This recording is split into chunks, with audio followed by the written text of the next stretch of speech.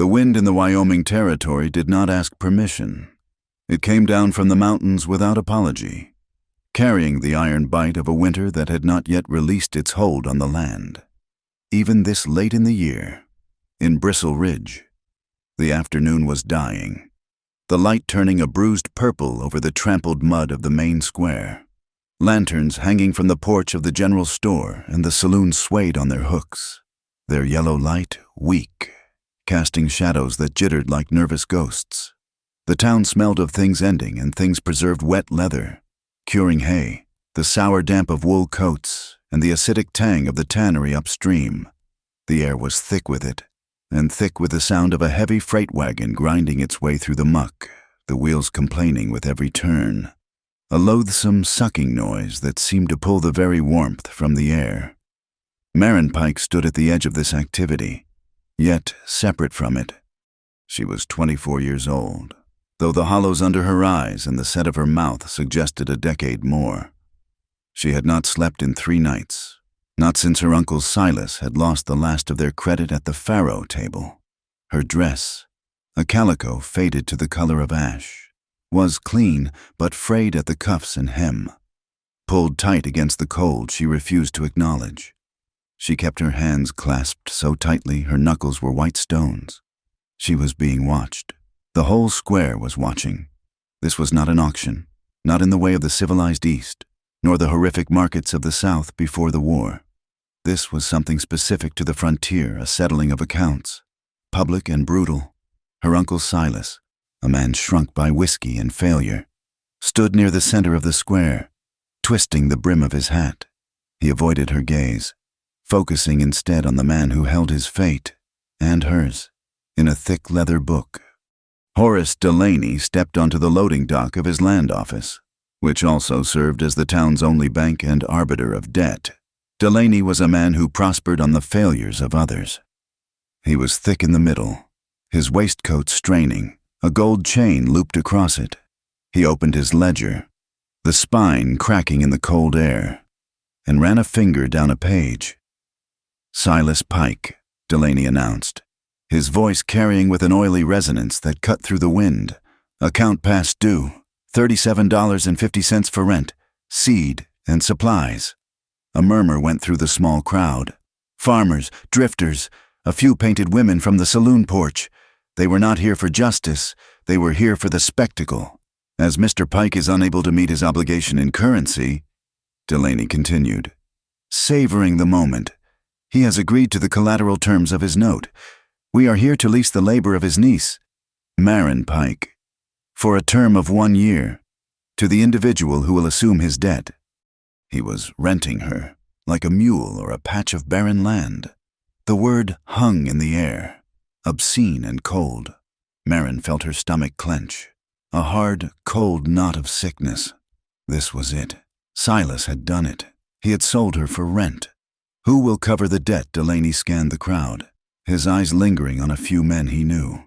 A strong back for the tannery, perhaps, or help at the laundry. She is assessed as healthy. Maren felt the gazes shift, becoming analytical, speculative. She was no longer a person. She was a pair of hands, a back, a commodity. A man near the front, a freighter with beer stains on his shirt, laughed low and muttered something to his companion. The cheap sound of it struck Maren harder than a slap. Coins jingled in a pocket somewhere, the sound of commerce preparing to close. She stared at the mud by her feet, focusing on the way it bubbled slightly as the wagon wheel passed. If she did not go, if no one leased her, the alternative was clear. Delaney would have Sheriff North take her and Silas to the debt camp run by the tannery. It was a place of gray smoke, chemical burns, and coughing sickness. No one returned from the camp the same, if they returned at all. Silas was weeping quietly now, a pathetic, sniffling sound. The silence stretched, broken only by the wind and Delaney's impatient sigh. Then, a new sound. The soft tread of boots on the damp boardwalk. Stepping down into the square, a man moved from the shadows near the smithy. The crowd parted for him, not with fear, but with a quiet respect that seemed different from the deference they showed Delaney. He was tall, broad-shouldered in a canvas coat that had seen hard use but no neglect. He stopped 5 feet from the loading dock, ignoring Delaney, ignoring the crowd. Marin watched him, her breath held tight in her chest. He looked to be about 35. His face was weathered, browned by sun and wind, and etched with lines that spoke of hardship, particularly around the eyes. They were the eyes of a man who had looked at loss and not blinked. A widower, she'd heard them say. Elias Crowell. His ranch was north of town, isolated, bordering the hard lands. Elias Crowell looked at Horace Delaney. Then his gaze moved, just once, to Marin. It was not the assessing stare of the other men. It was quiet, steady, and unreadable. He reached into the deep pocket of his coat and pulled out a heavy leather pouch. Without a word, he tossed it onto the dock. It landed at Delaney's feet with a solid, definitive thud, the sound of heavy coin, not scattered shillings. Delaney's eyes widened slightly. He bent to retrieve the pouch, weighing it in his hand. Mr. Crowell. A surprise. The full amount. I trust count it, Elias said. His voice was deep, a low rumble that seemed to come from the ground itself. It carried easily, silencing the whispers. As Delaney's fingers fumbled with the drawstring, the freighter who had laughed earlier called out, "That's a high price for a year's housekeeping. Crowell, what's she for to warm your bed now that the wife's gone?" Another snicker, this one bolder. Elias Crowell did not turn. He did not raise his voice. He simply spoke into the cold air, and the silence he commanded was absolute. "I don't need a breeder." The raw word stopped the laughter as if it had been strangled. The freighter's smile froze and slid from his face. Elias continued, his gaze fixed on the ledger in Delaney's hand. "I need someone who knows how to stay." The phrase was odd, settling over the crowd, confusing them. Delaney, having finished his count, snapped the ledger shut. The transaction was done. The debt was paid. "She is yours for the year, Mr. Crowell," Delaney announced, forcing cheer back into his voice. "Per the agreement." Elias Crowell finally turned his full attention to Marin. He was not wearing a wedding ring. His face offered no promises, no smile, no kindness. There was only that profound, weary stillness. The crowd watched, waiting for him to go and claim his purchase, to perhaps put a hand on her arm and lead her away. He did not move. He simply held her gaze from across the muddy expanse. He gave a slight nod, almost imperceptible. "If you want," he said, his deep voice just for her, though the wind carried it, to stay. He was giving her a choice. It was the smallest, most fractured choice in the world, a choice between one cage and another, but it was hers. She looked at Uncle Silas, who was now wiping his nose on his sleeve, his eyes darting toward the saloon, already free. She looked at Delaney, who was smiling his satisfied merchant smile. She looked at the debt camp, a gray smear of smoke against the purple sky. Then she looked back at Elias Crowell. He was waiting. He had paid the debt, but he was waiting for her answer. Marin pulled the thin shawl tighter around her shoulders. Her heart hammered against her ribs. A frantic bird caught between two fates being owned and being kept. She took one step, then another, leaving the edge of the square. The mud clutched at her worn boots, trying to hold her back, but she pulled free. She walked past the silent townsfolk, past her uncle, and did not stop until she stood before the rancher. He nodded again, that same small gesture, and turned. "My wagon is here." She followed him. He led her to a simple buckboard wagon parked by the feed store. He did not offer a hand to help her up. He simply waited for her to climb onto the bench seat, assuming her capable. She settled herself, her back rigid. Elias climbed up beside her, the wagon shifting under his weight. He smelled of cold air, pine, and something clean, like soap. He took the reins, and with a soft click of his tongue, the mules leaned into their harnesses. The wheels began to turn, pulling free of the Bristle Ridge mud. The sound was a groan of release. As they moved past the square, Marin chanced one look back. Horace Delaney was already deep in argument with Silas, likely haggling over some new line of credit. The pouch of Crowell's money now safely in Delaney's pocket, and standing on the porch of the land office, watching them go, was Sheriff Jed North. His duster was pulled back, his hand resting on the butt of his pistol. He watched the wagon disappear, his eyes cold and flat. He gave a slow, measured nod to Delaney, a simple acknowledgement that the town's business, however dirty, was concluded. Marin turned her face forward, toward the open, darkening country. The wind hit her full on, carrying the sharp promise of old snow and something else, something she could not name. It might have been hope, but it felt just as cold and dangerous as the ice. The drive from Bristle Ridge was silent.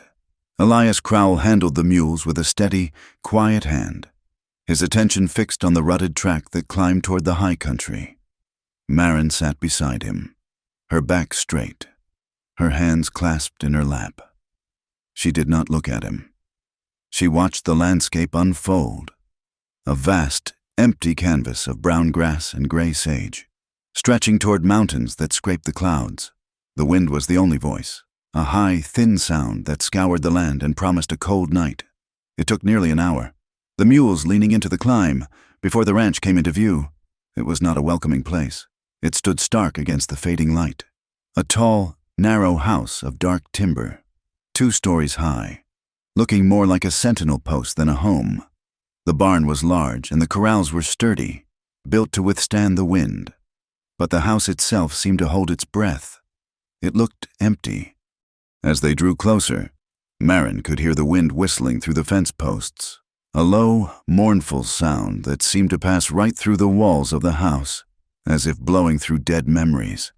The cold, which she had held at bay with adrenaline, now sank deep into her, a physical weight. Elias pulled the buckboard to a stop near the front porch, the squeal of the brake lever loud in the sudden quiet. He set the brake, his movements economical and precise. "We are here." Before he could move, the front door opened. A woman stood framed in the yellow light from within, her shadow stretching long and thin across the porch boards. She held a lantern, though the light inside was bright, and manner, she held it high, the better to see them. She was older, thin as a willow switch, her gray-streaked hair pulled back so severely it seemed to stretch the skin of her face. This was Maeve Crowell, Elias's mother. She did not move. She watched Marin climb down from the wagon, her feet sinking into the cold mud. Maeve's eyes, black and sharp, took in the frayed calico dress, the exhaustion in Marin's face, and the small, pathetic bundle that held all she owned. She did not greet her son. Her attention was fixed entirely on the woman he had brought home. Elias stepped onto the porch, his boots making a heavy, solid sound. "Mother, Elias." Her voice was dry, like old corn husks. Her gaze did not waver from Marin, who had stopped at the bottom step, uncertain of her right to approach. Maeve lowered the lantern. The question was not welcoming. It was a challenge, sharp and cold as the wind. "To live here? What for?" The question hung in the air, blunt and heavy. Marin felt the implication in her stomach. "What is your function? Are you a replacement? Are you a womb?" Elias moved slightly. Not enough to be aggressive, but just enough to block his mother's direct line of sight to Marin. "To help," he said. His voice was flat, offering no room for argument, no detail beyond the necessary, "That is all." Maeve held the silence for another long moment, the wind whipping the hem of her dark skirt. Marin could see the calculation in her eyes, the weighing of this new, unwanted presence. Finally, Maeve stepped back from the door. It was not an invitation, merely an allowance. "The fire is low," she said, and turned, disappearing into the house. Elias picked up Marin's small bundle from the wagon bed. "Come inside." The main room was large, dominated by a massive stone hearth at one end and a heavy plank table at the other. It was warmer, filled with the scent of wood smoke, old coffee, and dried herbs, but the silence inside was heavier, more profound than the screaming wind outside. "This will be yours," Elias said, leading her up a narrow, steep staircase. He opened a door at the far end of the hall. The room was small, starkly clean.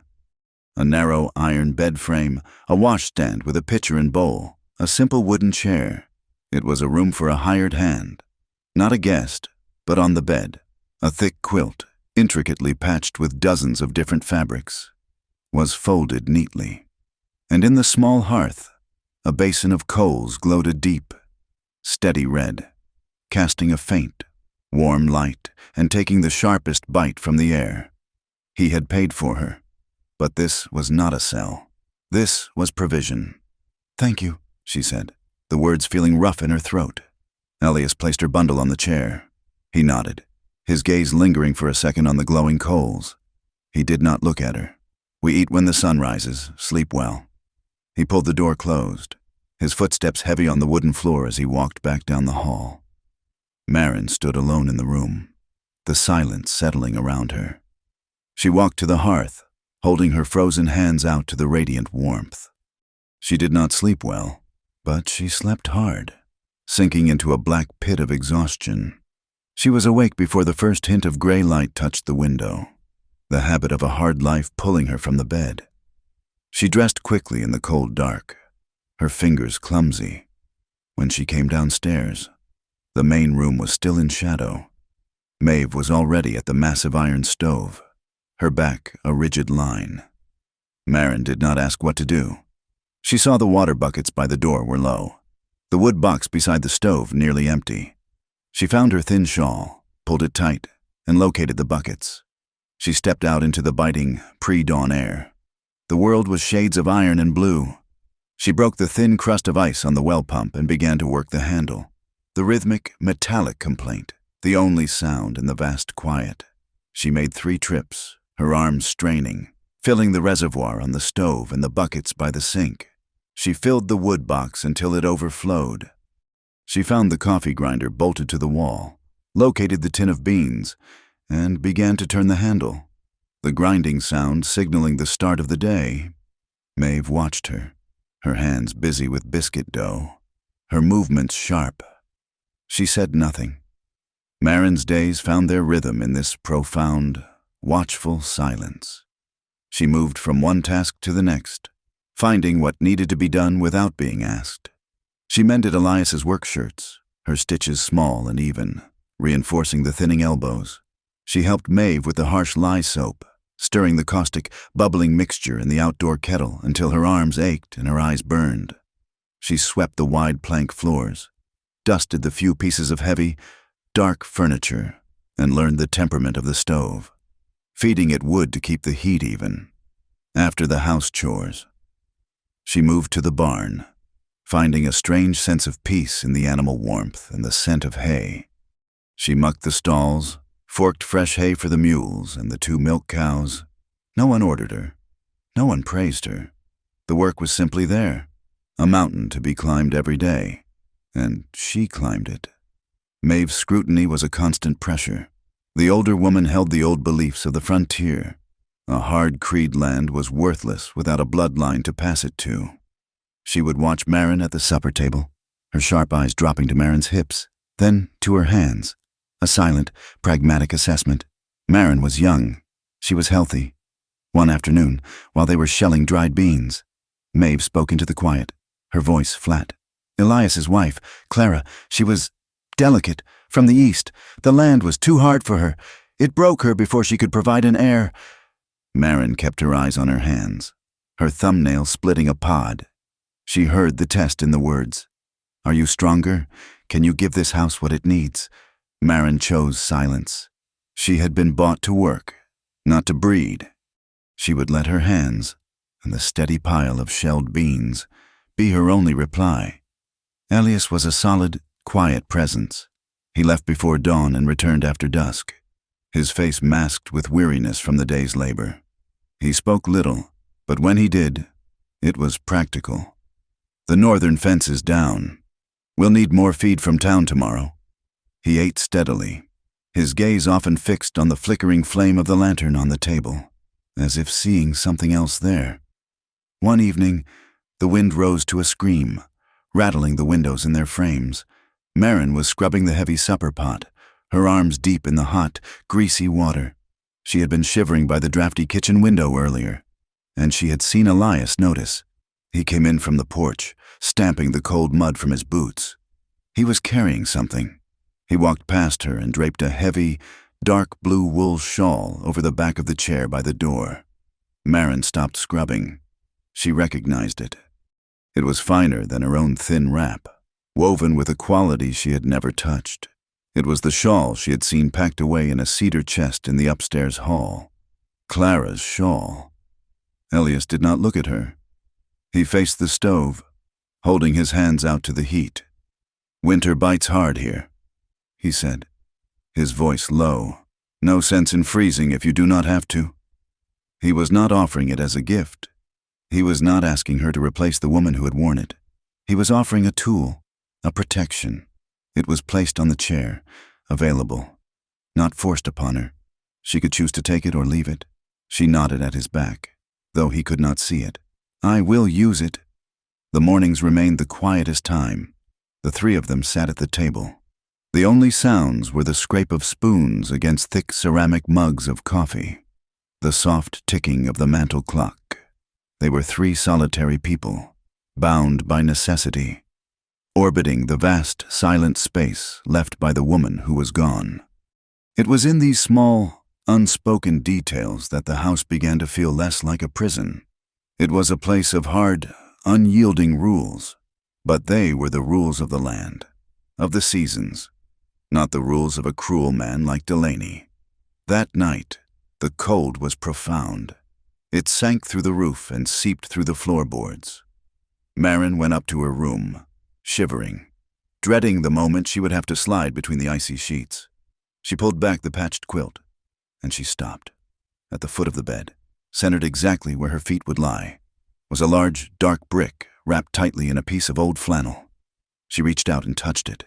It was radiating a deep, steady warmth. Someone, Maeve, with her sharp edges, or Elias, with his profound silence, had taken the time to heat a brick in the main hearth, wrap it carefully, and walk up the cold stairs to place it in her bed. It was an act of pure, practical kindness, given anonymously. It was not a demand. It was not a payment. It was not a precursor to anything else. It was a simple, human gesture against the cold. Maren Pike sat on the edge of the bed, her hand resting on the warm flannel. She stared at the glowing coals in her own small hearth. She had been bought to settle a debt. She had been brought to a house of ghosts.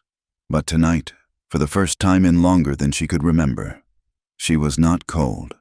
Trust, she thought, was not built on vows or promises. She knew those could be broken as easily as dry twigs. It was built on the weight of a warm brick, heavy and real in the dark. It was built on the quiet offering of a dead woman's shawl. It was built on the understanding that, here, a person was at least worth keeping warm.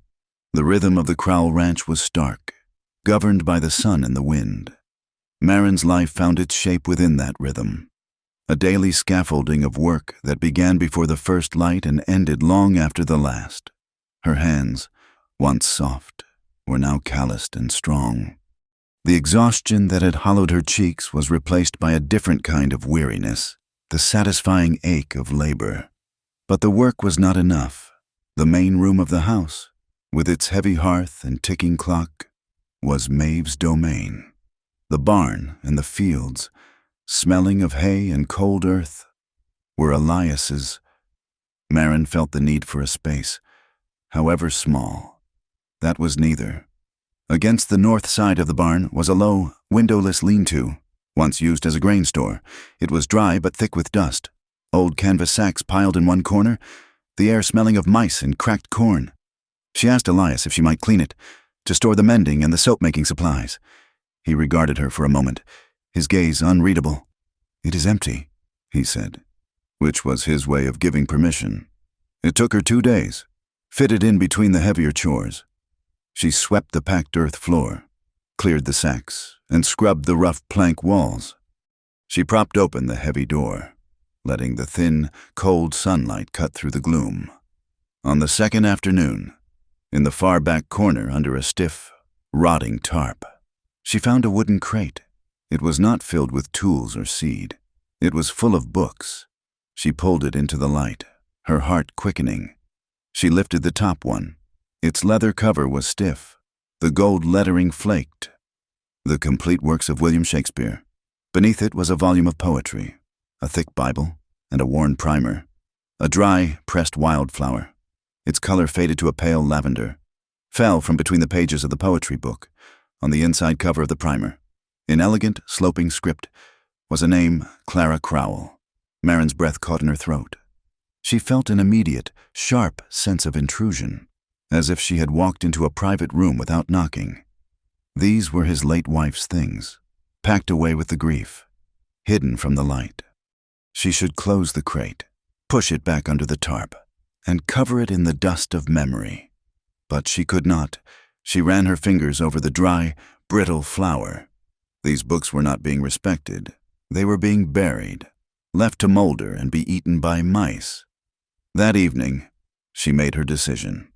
After the supper dishes were washed and Maeve had retired to her chair with her knitting, Marin brought the crate into the main room. She set it on the heavy table with a soft, solid sound. Elias, who had been oiling a harness strap by the fire, went still.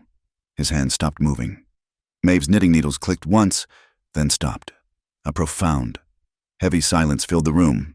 Elias looked at the crate, and for the first time, Marin saw the lines of loss around his eyes deepen into something raw. "These were in the grain store," Marin said, her voice quiet but steady, refusing to be ashamed. She was not trying to replace his wife. They were under a tarp. "The mice are getting to the paper. They should not be left in the dark." She offered the reason as a practicality, a fact of ranch life, not an emotional plea. Maeve glared at her. An unspoken accusation of trespassing. Elias did not move for a long time. He rose slowly from his chair and walked to the table. He did not open the crate. He simply laid his large, calloused hand on the lid. Marin could see the slightest tremor in his fingers. He closed his eyes for a brief second. When he opened them, the rawness was gone, banked like a fire. He looked at Marin.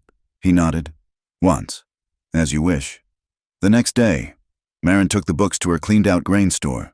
From some scrap lumber behind the barn, she built a crude but sturdy shelf. She wiped the dust from each cover and arranged them. With the books in place, the small, dim room was transformed. It was no longer a storage shed. It was a library. A few days later, the change began. She was sitting in the doorway of her small room, the door propped open to catch the twilight, reading aloud from the primer to practice.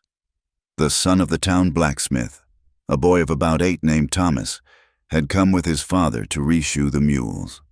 The boy, curious and bold, drifted over. "What are you reading?" he asked, lingering just beyond the threshold. "A story," Marin replied. "My pa says reading is for idle hands. Your pa uses his hands to make horseshoes," Marin said, not looking up. "He has to know the shape of the metal before he strikes it. Reading is just learning the shape of the world." The boy considered this. He sat on his heels in the doorway. Marin continued to read, and he did not move. The next day, at the same hour, just as the sun was touching the mountains and the chores were done, Thomas returned. He had brought his younger sister, Elspeth, and with them, trailing shyly behind, were the 2 children from the immigrant Danish family, the Carlsons, who farmed a small plot 2 miles down the track. They came in, their boots muddy, their faces chapped by the wind, and sat on the clean-swept floor. Marin read to them from the primer. It was not a school. Marin was not a teacher. It was just a warm, dry place to be, a shelter from the wind after a day of herding cows or helping with the chores. It was an hour of stories in the gray time between work and supper. Soon, there was laughter. It was not loud or rowdy. It was a quiet, sudden sound, quickly hushed, as if the children were unused to it. But it was durable. It came back, day after day, a small, stubborn spark of warmth in the cold ranch air. Elias observed this. Marin would see him returning from the north pasture, his figure dark against the orange sky. He would pause by the barn, listening to the low murmur of her voice and the occasional soft burst of a child's laugh. He never spoke of it. He did not praise her or question her. But one afternoon, Marin saw him hitching the mules to the heavy freight wagon. He spent the entire day hauling gravel from the creek bed, filling and smoothing the deep ruts in the wagon track that led past the Crowell property toward the distant Archer Ranch. It was brutal, backbreaking work, and not essential to the ranch's operation.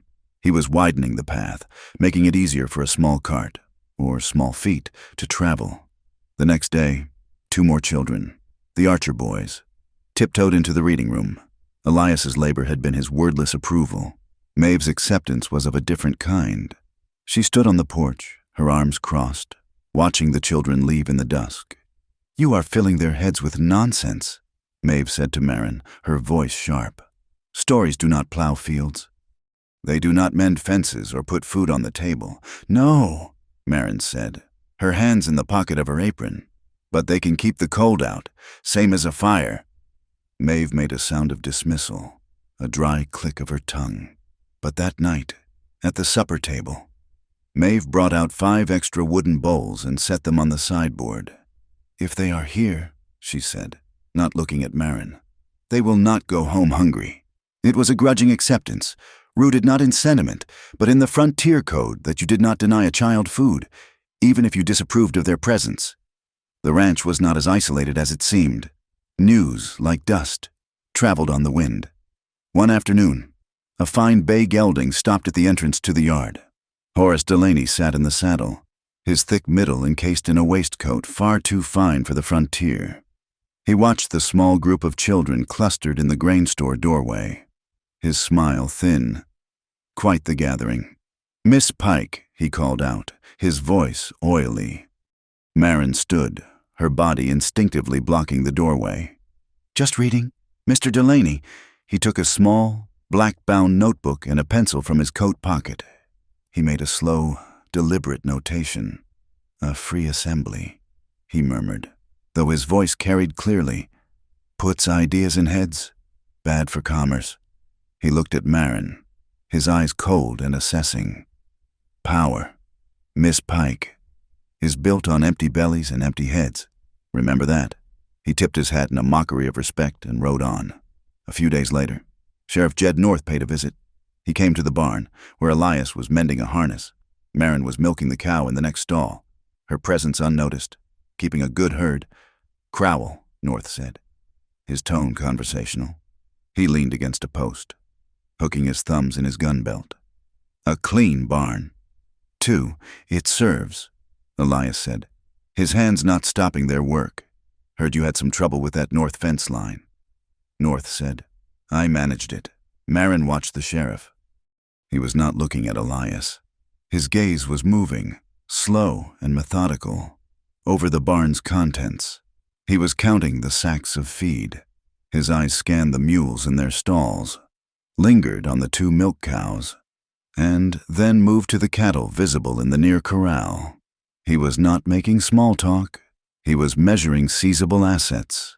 He was taking a mental inventory, as if already calculating what could be taken to settle a future manufactured debt. His presence was a quiet, official threat.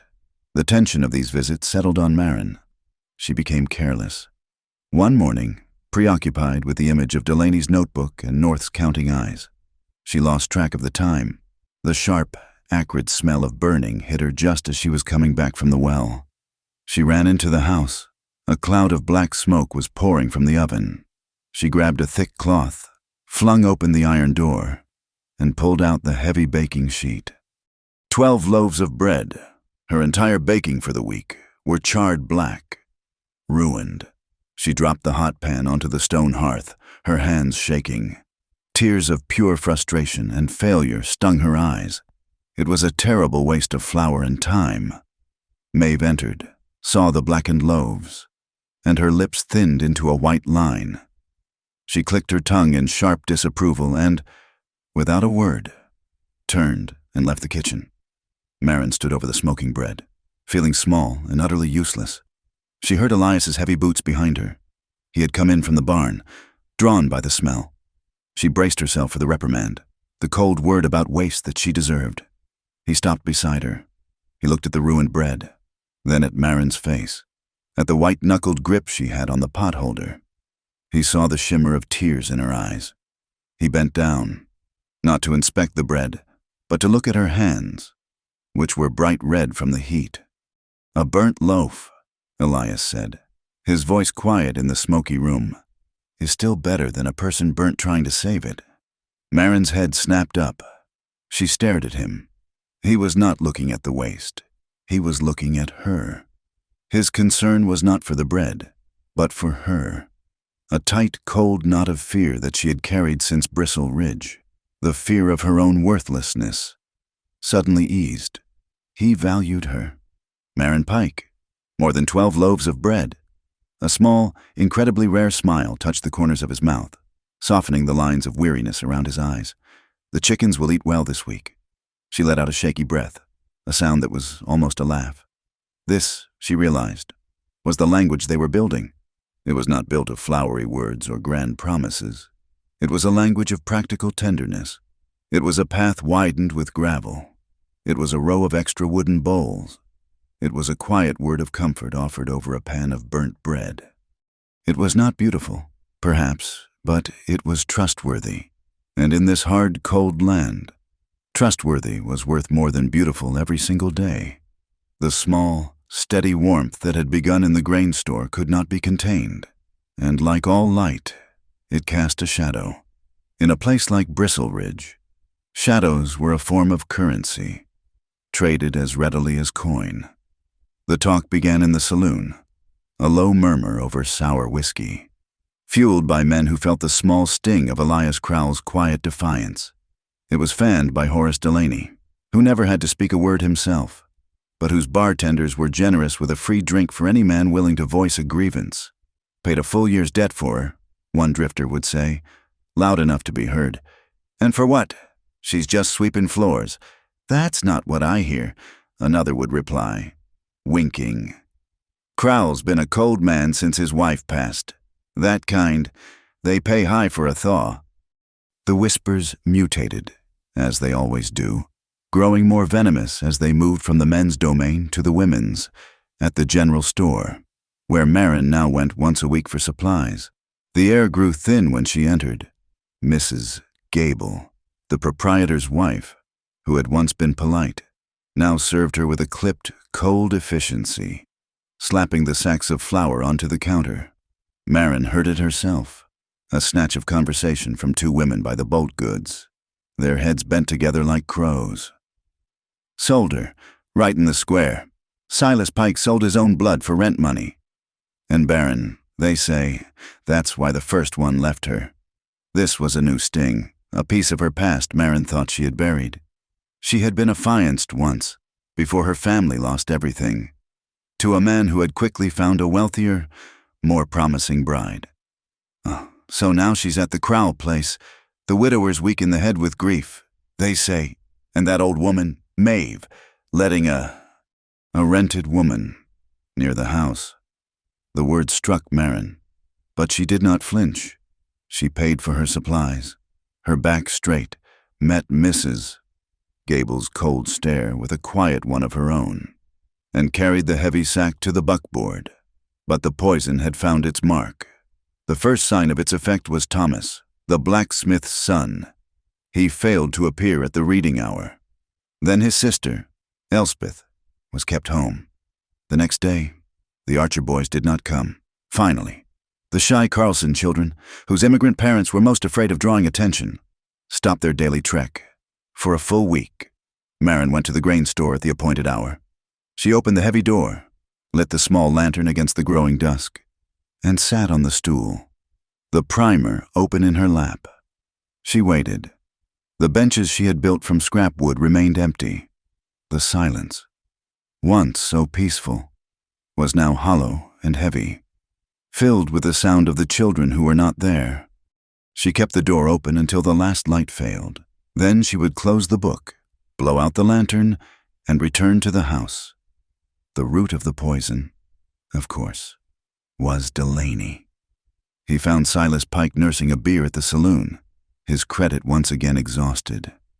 Delaney slid onto the bench opposite him, placing his black ledger on the table. "Silas," Delaney said, his voice a sympathetic murmur, You look unwell. It's the damp, Silas mumbled, not meeting his eyes. Need a little more. Horace, just till the freight jobs pick up. Delaney sighed, a theatrical sound of deep disappointment. I cannot. Silas, your account. It is unbalanced. The interest on your original debt, the one your niece so generously had covered, it continues to mount. But Crowell paid. He paid the note. He paid the principal.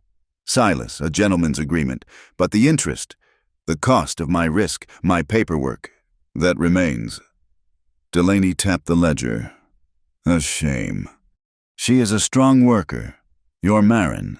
It is a waste. Her just reading stories to children. She could be doing real work. Work that pays. Enough to cover what you owe. The implication was not violent. It was something slimier, more insidious.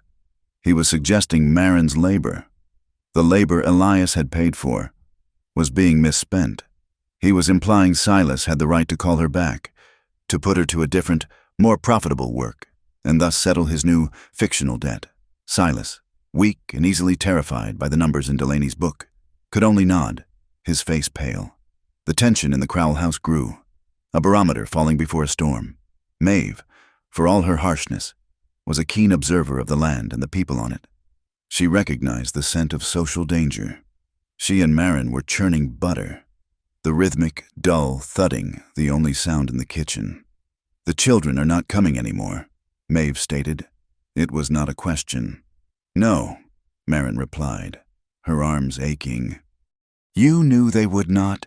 You are a fool if you thought they would. Marin did not stop the churn. They are their parents' children. They must do as they are told. Maeve stopped. She looked at Marin, her black eyes sharp. In Bristle Ridge, she said, her voice low. People do not fear wickedness. They fear difference. They fear the thing they do not understand. A woman bought for debt who is not a slave. A widower who pays that debt but does not claim her bed. A house of mourning that suddenly has the sound of children in it. They do not understand it, and so they will seek to destroy it. Marin met her gaze. I know. Maeve held the look for a moment longer, then gave a short, sharp nod, as if Marin had passed some final, unspoken test. See that you do, she said, and resumed the churn. The confrontation Marin had been dreading did not come from Delaney. Not directly. It came from the rot he had fertilized. She had to go to Bristle Ridge for medicine. Maeve's joints were aching with a deep, pre-winter pain, and the willow bark tea was no longer enough. Elias was mending the far fence line, a 2-day ride.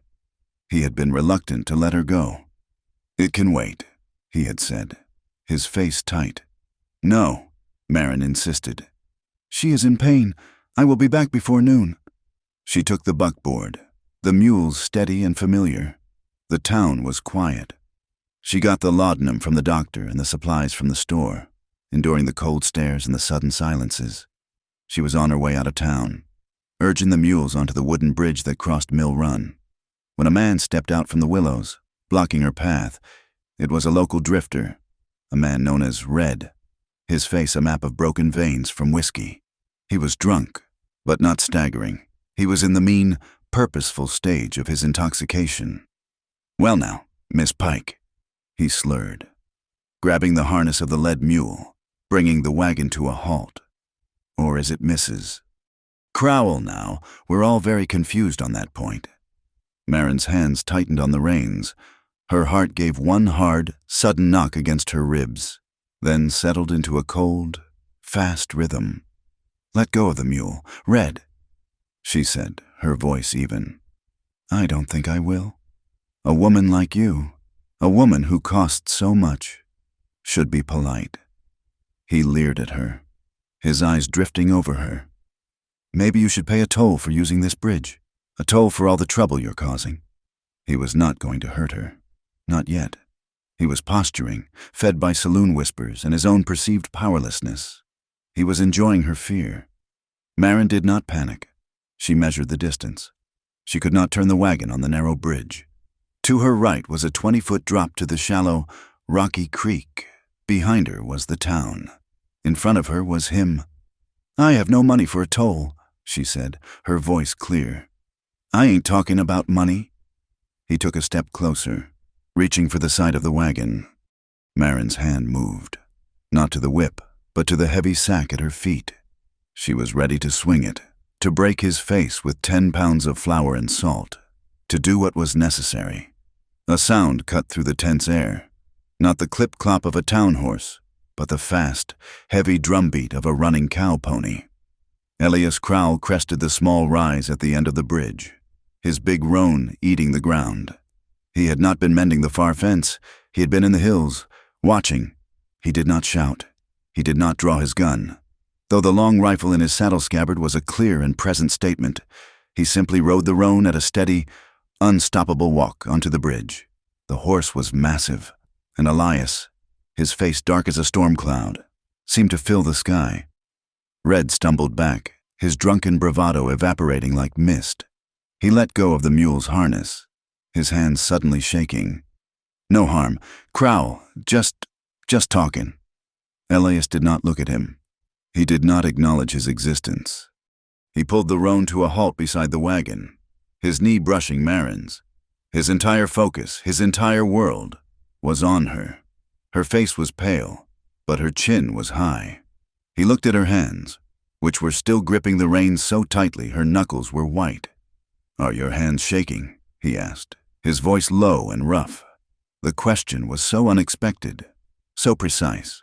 It broke the spell of fear. He had not asked if she was hurt. He had asked if she was afraid. "No," she lied, though they were. "I am angry." A muscle in his jaw clenched. He looked at Red for the first time. It was not a look of anger. It was a look of pure, cold dismissal, as if he were looking at a rabid animal that needed to be put down. "Get off this bridge." Red scrambled backward, tripping over his own feet to get to the bank, and disappeared into the willows. Elias turned back to Marin. He stayed there for a long moment, just letting the quiet settle, letting her breathe. He reached over, his rough, warm fingers brushing her white knuckles. "Let go of the reins," he said gently. "You are cutting off the blood." She forced her fingers to uncurl, the ache immediate and sharp. He did not follow her back. He rode beside the wagon, his rifle across his lap. The silence was different now, a shared space. As they reached the track that led to the ranch, Marin finally spoke. "You said, in the square, that you needed someone who knew how to stay." Elias kept his eyes on the road ahead. "I did. I was not sure what that meant." He was quiet for a long time. "When Clara died," he said, his voice raw, as if pulling the words from a deep wound. "This place, the wind, the quiet, it drove everyone away. Hired hands, neighbors, family. They cannot stand the space a person leaves. They fill it with noise or they run." He looked at her, his eyes clear and dark. "Delaney was offering to sell me a pair of hands. The men in the square thought I was buying a body, but I did not need either of those." He paused, the wagon wheels crunching on the gravel. "I needed someone who could see the emptiness and not be afraid of it. Someone who could stand in the quiet and not run. I needed someone who understood what I needed, which was to be left alone, but not to be alone." He had seen her in the square, her back straight, facing her own void with a terrible, quiet strength, and he had recognized it. That evening, Maeve Crowell stood at the kitchen window, washing the supper dishes. She watched the two of them in the yard. Elias was unhitching the mules, his movements slow and deliberate. Marin stood by the wagon, not helping, not leaving, simply waiting, a shared presence in the cold twilight. They were not talking. They did not need to. They just were two solitary figures, standing together against the vast, windy dark. Maeve looked at them for a long time, at the way the space between them was no longer empty, but charged. She saw the solid, quiet truth of it. She turned from the window, her expression unreadable, and dried her hands. Her interference was over. The seed of love, planted in the hard, frozen ground of necessity, had finally broken the surface. It was not the bright, quick flower of passion. It was the slow, stubborn root of trust, gripping the earth, preparing itself for the fire to come. The rain began on a Tuesday, a cold, persistent drizzle that was more mist than water, and it did not stop. By Thursday, it was a heavy, relentless drumming on the roof, turning the ranch yard into a lake of thick, sucking mud. The world shrank to the gray, weeping space between the house and the barn. The grain store, with its packed earth floor, became unusable. The damp seeped up from the ground, and a small, determined stream of water found its way under the ill-fitting door. Marin, seeing the damp warp the cover of the primer, knew she had to move the books. The main house was too full of Maeve's silent judgment, but at the back of the property, connected to the woodshed, was a larger, older storehouse. It was a place of deep shadow, smelling of cured lumber, ancient dust, and forgotten things. It was dry, its floor raised on stone pilings. She asked Elias's permission. He was standing on the porch, staring into the gray deluge, his face tight. The rain was keeping him from the fences, and the confinement made him restless. "Do what you must," he said, his voice distant. It took her most of the day. She moved the small benches, the shelf, and the books, carrying them one by one through the downpour, her shawl soaked and heavy. She worked in the gloom of the storehouse, the door propped open to the gray light. It was a larger space, filled with broken harnesses, old barrels, and furniture draped in canvas. In the farthest corner, half buried under a pile of stiff, mildewed horse blankets, sat a trunk. It was not a travel trunk. It was a seaman's chest, bound in tin or zinc to keep out the damp, its wooden bands reinforced with iron. It was old, dark, and heavy. It was not locked. Marin lifted the heavy lid. The hinges groaned in protest. The smell that rose from it was not of mice or mildew. It was the clean, sharp, dry scent of old paper and leather. Inside, things were packed with methodical care. On top was a heavy, leather-bound book. She lifted it into the weak light. Embossed on the cover, the gold long since flaked away, were the words Crowell Boundary Survey Ledger. Her fingers, rough and chapped, traced the letters. She opened it. The pages were thick, filled with a strong, clear script. It was a record of the original survey, noting a large, lightning-struck pine, a cairn of 7 red stones, a bend in the creek bed. It was a description of the land as it had first been claimed, signed by Elias's grandfather. Beneath the ledger was a long, rolled map, drawn on oiled linen. It was a visual representation of the ledger. The boundary lines drawn in black ink, the key landmarks beautifully illustrated, and under the map, filling the rest of the trunk, were bundles of papers tied with faded ribbon, stubs from railroad bonds, showing the Crowell family had invested heavily in the line that brought Bristle Ridge into existence, receipts for seat and equipment, and, most importantly, tax ledgers, small, thin books, each one representing a year. Marin sat back on her heels. She remembered the day in the general store, the coldness of the other women, and she remembered Horace Delaney's visits, his black notebook, his casual assessment of the property. She remembered Sheriff North, his eyes counting the cattle. There was a story in town, a story Delaney himself encouraged, that a courthouse fire some 10 years back had destroyed most of the original county records. It was a convenient fire, after which Delaney, as the head of the new land office, had begun the process of updating and re-registering all claims. It was a process that, by sheer coincidence, always seemed to result in boundary disputes that favored his own holdings, or in new, unexplained tax burdens on ranchers who resisted him. Marin had seen the new tax rolls posted in the land office in Bristle Ridge. She had seen the new, printed county map, the one that showed the Crowell fence line encroaching on public land Delaney was leasing to his freight company. She took one of the thin tax books from the trunk, 1871. She opened it. The pages were lined with receipts, each one marked with an embossed, purple county tax stamp. She ran her finger over the raised, dry seal. Then she took another bundle. These were not ledgers, but simple sheets of paper, used to line the bottom of the trunk. They were old, discarded, but Marin, whose life had been saved by the written word, missed nothing. On one of them, she saw it, a partial stamp, an erasure. It was a page from the county clerk's own blotter, used as scrap, showing a date that had been scratched out and rewritten. It was from the year of the fire. The original date was clear, but the new one, written in a different, heavier hand, was 2 months after the fire, a transaction that could not have happened, recorded on paper that should have been ash. She felt a cold, sharp thrill. This was not just a mistake. This was proof. She went back to the house, the rain soaking her again. She retrieved the small, burnt loaf of bread from the chicken scrap bin. She broke off a piece of pure charcoal. For the rest of the afternoon, in the dim light of the storehouse, Marin conducted her rustic investigation. She was not a lawyer. She was a reader. She spread the old linen map on the floor. Beside it, she laid out the receipts from the trunk.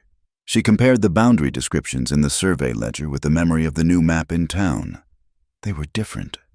The lightning-struck pine, a key marker, was omitted from Delaney's map, a change that shifted the northern boundary by 200 acres.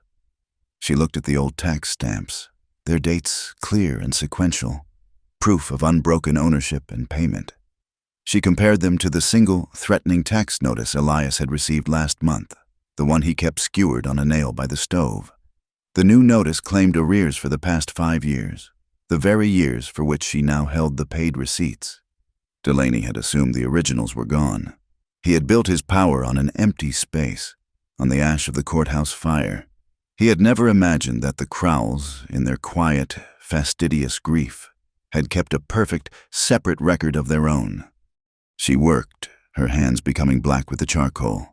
She marked the discrepancies, circling the dates, underlining the contradictory boundary descriptions. She gathered the key documents, the survey ledger, the linen map, the bundle of receipts, and the damning, altered blotter page. She found an old, empty leather accounts cover and carefully placed the evidence inside. It was a small file, but it was as sharp and deadly as a knife. The rain was turning to sleet when she heard the horse. Elias was late. He stumbled in through the kitchen door, water pouring from him, his duster stiff with ice. He was shivering so violently he could barely stand. The north fence, he whispered, his teeth chattering. The new marker, the one north, it was down. Had to fix it. He had been out in this all day, defending the false line, the one Delaney had drawn. Maeve and Marin moved at once. They pulled the soaking coat from his shoulders. His shirt beneath was wet through. His skin was pale, but his face was flushed with a strange, dry heat. "Get him to the bed," Maeve ordered, her voice tight with a fear that broke through her usual harshness. They half carried him to his downstairs bedroom, the one he had slept in since Clara's death. He collapsed onto the quilt, his body shaking the iron frame. For 2 days, the fever raged. The storm outside and the storm inside Elias seemed to battle for dominance. Maeve sat by the bed, a stoic, rigid sentinel. Marin was the one who moved. She kept the fire blazing.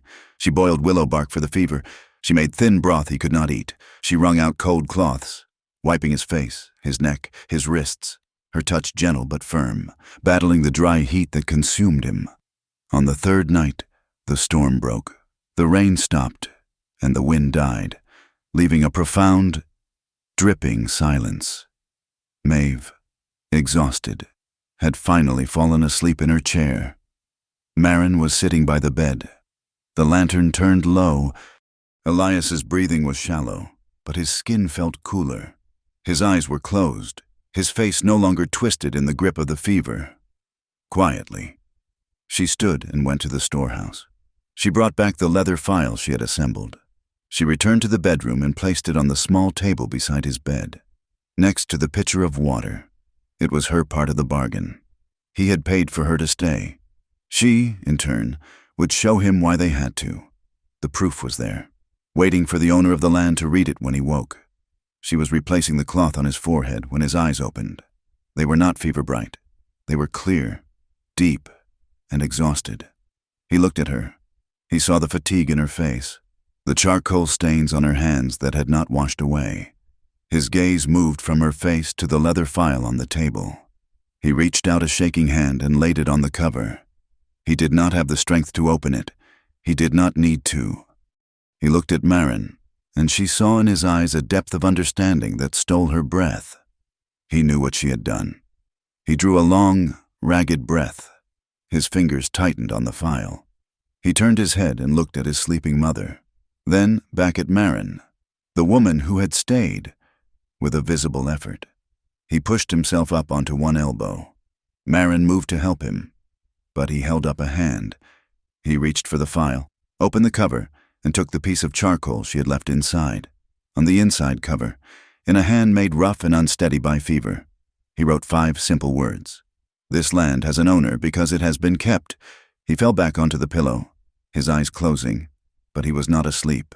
He was resting. Marin looked at the words, her heart swelling with a fierce, protective pride. A sound made her turn. Maeve was awake. The older woman was not looking at her son. She was looking at Marin, at the wet cloth in her hand. Then her gaze dropped to the open file, and the words her son had just written. Maeve's face, always a mask of hard control, seemed to fracture. The rigid lines softened. The thin mouth trembled. The hardness in her eyes, the judgment Marin had lived with for months, simply dissolved. Maeve rose from her chair, walked over to Marin, and for the first time, touched her. She placed one dry, calloused hand on Marin's arm. She said nothing, but in that touch, Marin felt the cold wall of the house finally come down. She was no longer a hired hand, no longer a debt. She was a defender. She was, in the way that mattered, family. Maeve went to the window and pulled back the heavy curtain. The rain was gone, the clouds had broken, and the first light of dawn was spreading across the sky. A clear, pale, promising pink. "The rain has stopped," Maeve said, her voice soft. Marin looked at Elias, who was breathing deeply, his hand still resting on the file. The fever was gone. The plan had begun. The fever broke like the storm, suddenly and completely. The following night, the world was scrubbed clean, dripping and still. The incessant drumming of the rain had stopped, replaced by a profound quiet, broken only by the sizzle of the hearth and the slow drip of water from the eaves. The wind was gone. Inside the Crowell house, the air was warm, thick with the scent of drying pine, wood smoke, and the clean, sharp smell of the laudanum Marin had put away. Maeve, exhausted by the vigil, had finally gone to her own bed, her retreat a silent acknowledgement that her son was past the point of danger. Elias was not in his sickbed. He was in the main room, seated in his father's heavy armchair by the fire, a thick blanket wrapped around his shoulders. He was weak, his face pale and drawn, but his eyes were clear. He was watching the flames, the leather-bound file Marin had made resting on the table by his elbow. Marin entered from the kitchen, carrying a steaming bowl of thin broth. She had worked all day, her body aching, but her mind was sharp and clear, energized by the small victory of the documents and the larger one of her patient's survival. She moved through the warm, shadowed room, her stockinged feet making no sound on the plank floor. She stopped before him. "You should eat." He looked up. His gaze was no longer distant, no longer masked by grief or fever. It was direct, steady, and vulnerable. He saw her, not as a helper or a debt, but as the woman who had sat by his bed, the woman who had uncovered the truth in the storehouse. She held the bowl out. He lifted a hand, not to take it, but to gesture for her to set it down. As she bent to place it on the hearth, his fingers brushed hers. A light, dry touch against the rim of the hot ceramic. It was not an accident. It was a deliberate, lingering contact. A current, a jolt of warmth that had nothing to do with the soup, ran straight up her arm and settled deep in her chest. She did not pull away. He let his hand rest near hers on the stone of the hearth. "Marin," he said, his voice rough from the fever, quiet in the still room. "Thank you for staying." The words were the same ones he had spoken in the square, but their meaning was entirely changed. Then, it had been a request for a function, for a quiet presence. Now, it was an acknowledgement of a soul. Marin straightened, her hands clasped at her waist. She met his gaze, her own unflinching. Her heart was hammering, a slow, heavy beat against her ribs, but her breath was steady. She simply nodded, accepting the words as the truth. He looked at her, his eyes tracing the lines of her face, the exhaustion under her eyes, the charcoal stain still smudged on her temple. He saw the strength that had held his house together, that had faced down his mother, that had fought for his land while he was unaware. Slowly, using the arms of the chair, he rose to his feet. He was unsteady, the fever having taken his strength, but he stood tall. The blanket dropped from one shoulder, pooling at his waist. He took one step, then another, until he was standing directly in front of her, so close she could feel the heat radiating from his body, the remnants of the fever mixing with the warmth of the fire. He did not reach for her. He did not grab her. He simply stood, his chest rising and falling, and looked at her. He was asking a question, his eyes searching hers, a silent, profound request for permission. Marin gave it. She did not move. She did not speak. But her body, which had been tensed for work or for a fight, softened, her hands unclasped. Her gaze, steady and true, held his. He lifted a hand, the one that had brushed hers, and it was shaking. From weakness, from emotion, she did not know. He did not touch her face, not yet. He gently, reverently, pressed his forehead against hers. Marin's breath hitched. She closed her eyes. His skin was warm, his breath a soft puff against her lips, smelling of willow bark and the faint, clean scent of the soap she had made. She could feel the pulse in his temple, unsteady and fast. His other hand, the steady one, came up and settled on the small of her back, a solid, grounding pressure. He did not pull her. He just held her, anchoring her. "Marin," he whispered again, the name a prayer against her skin. They stood like that for a long time, forehead to forehead, just breathing, their heartbeats a frantic, disorganized rhythm in the quiet room. Then he tilted his head, his lips, dry and warm from the fever, brushed hers. It was a hesitant kiss, a question. She answered by not moving, by not pulling away. He kissed her again, more firmly this time, a gentle pressure that spoke of gratitude and a deep, banked hunger. Her hands, which had been at her sides, came up and rested on his chest. She could feel his heart hammering. She felt his own trembling hands move from her back, sliding up to cup her face, his thumbs stroking the high line of her cheekbones. The kiss, which had been hesitant, now became decisive. It was not a kiss of raw, sudden passion. It was a kiss of profound, agonizing relief. It was the kiss of two people who had been alone for a very long time, finding shelter. His lips parted hers, and it was a deep, drowning kiss, a sharing of breath, a mingling of sorrow and fever and the promise of the clean, rain-washed morning. His hand tightened in her hair, and she pressed closer, her hands gripping the rough wool of his shirt. His pulse was slowing, steadying, matching the rhythm of hers. When he finally broke the kiss, they were both breathless. He rested his forehead against hers again, his eyes closed. She looked at him, at the man who had bought her, the man she had nursed, the man who had written his claim on her evidence. He was weak. She was strong. Marin made the choice. She took his hand, her fingers twining with his, and gently squeezed. He opened his eyes. She did not speak. She simply turned, tugging his hand gently, and led him from the firelit main room, toward the stairs. She led him past his own cold, empty room, and up the narrow steps to the hallway, to the small, clean room that had been hers. She led him inside. Her small hearth was still glowing with the embers she had banked before going down. The room was warm and safe. She led him to the edge of her narrow bed. He sat, his gaze never leaving her face. She stood before him, her hand still in his. She reached up with her free hand and slowly, deliberately, unpinned the heavy shawl from her shoulders, the one that had belonged to Clara, the one Elias had given her for warmth.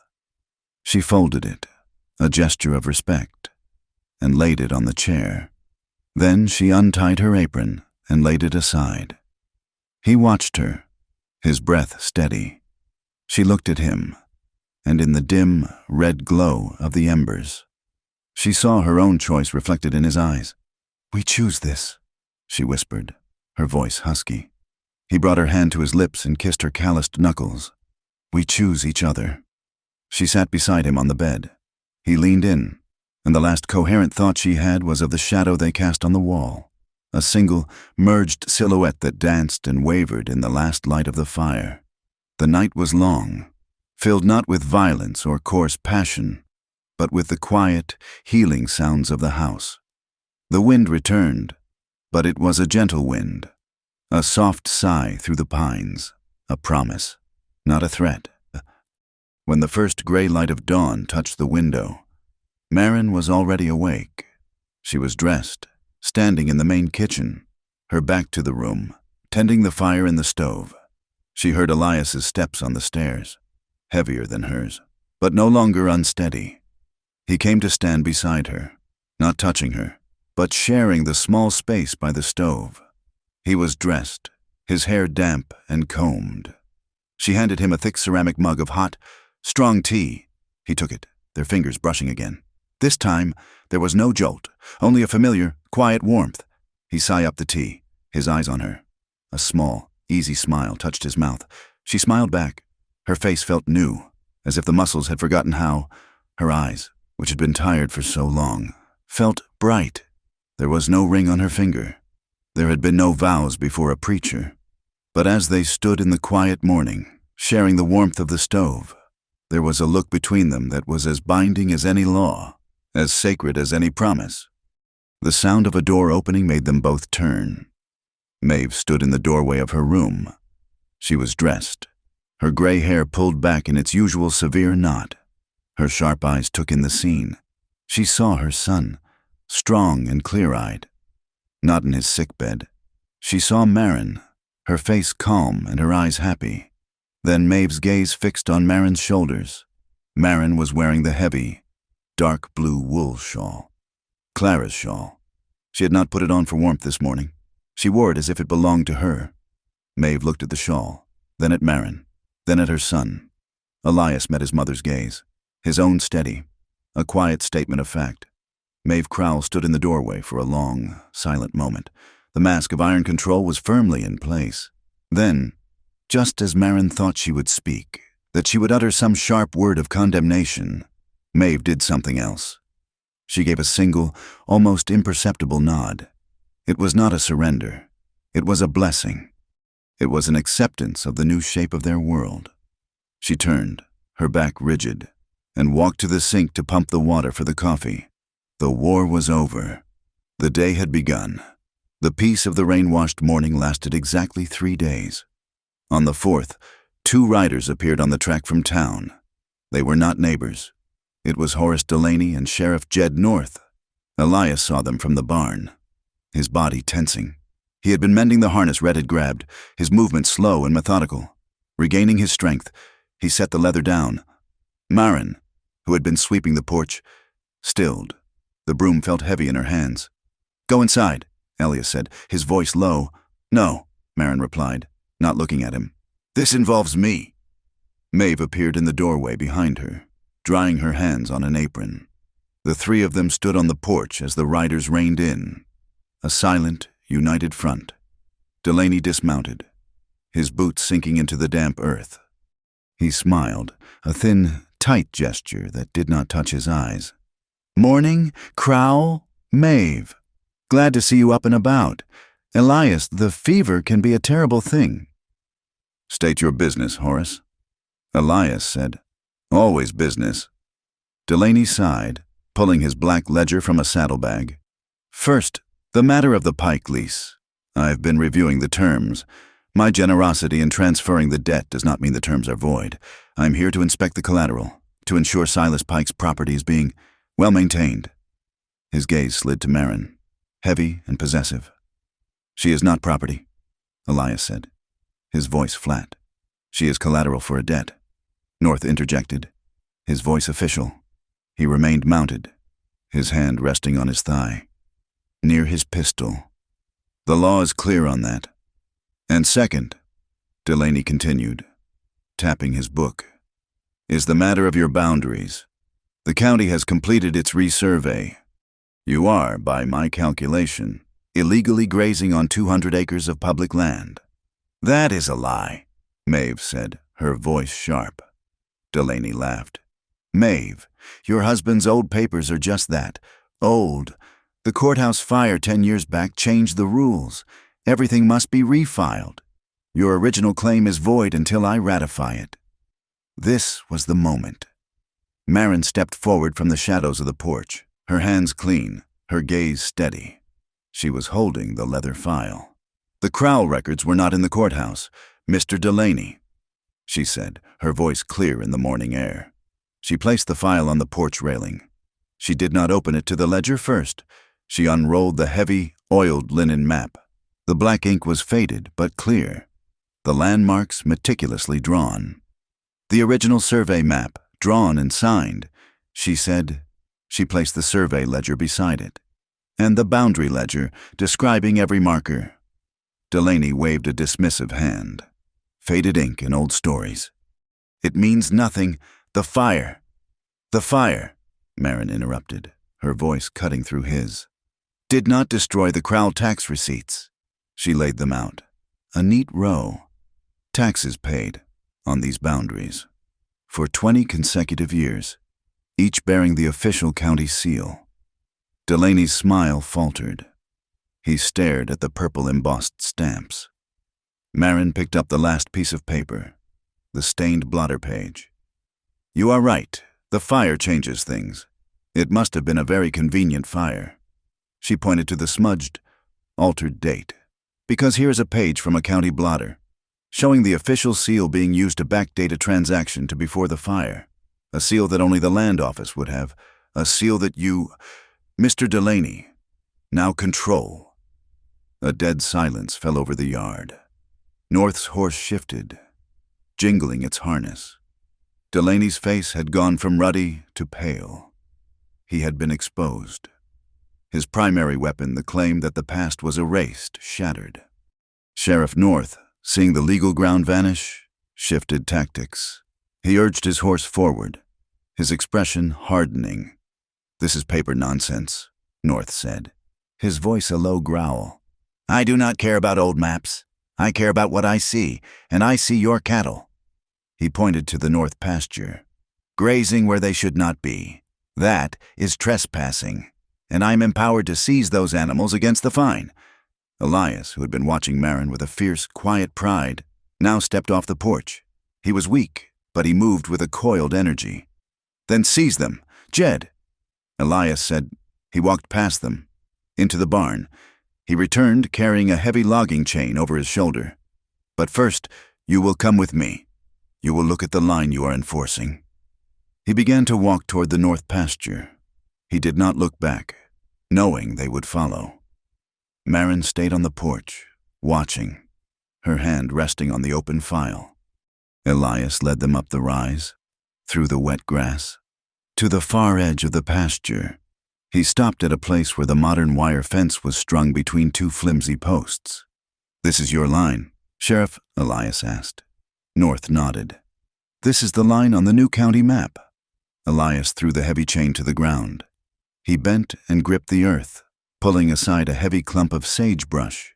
Beneath it was a massive, flat-topped granite stone, half buried in the earth, and beside it, the blackened, rotting stump of what had once been a giant pine.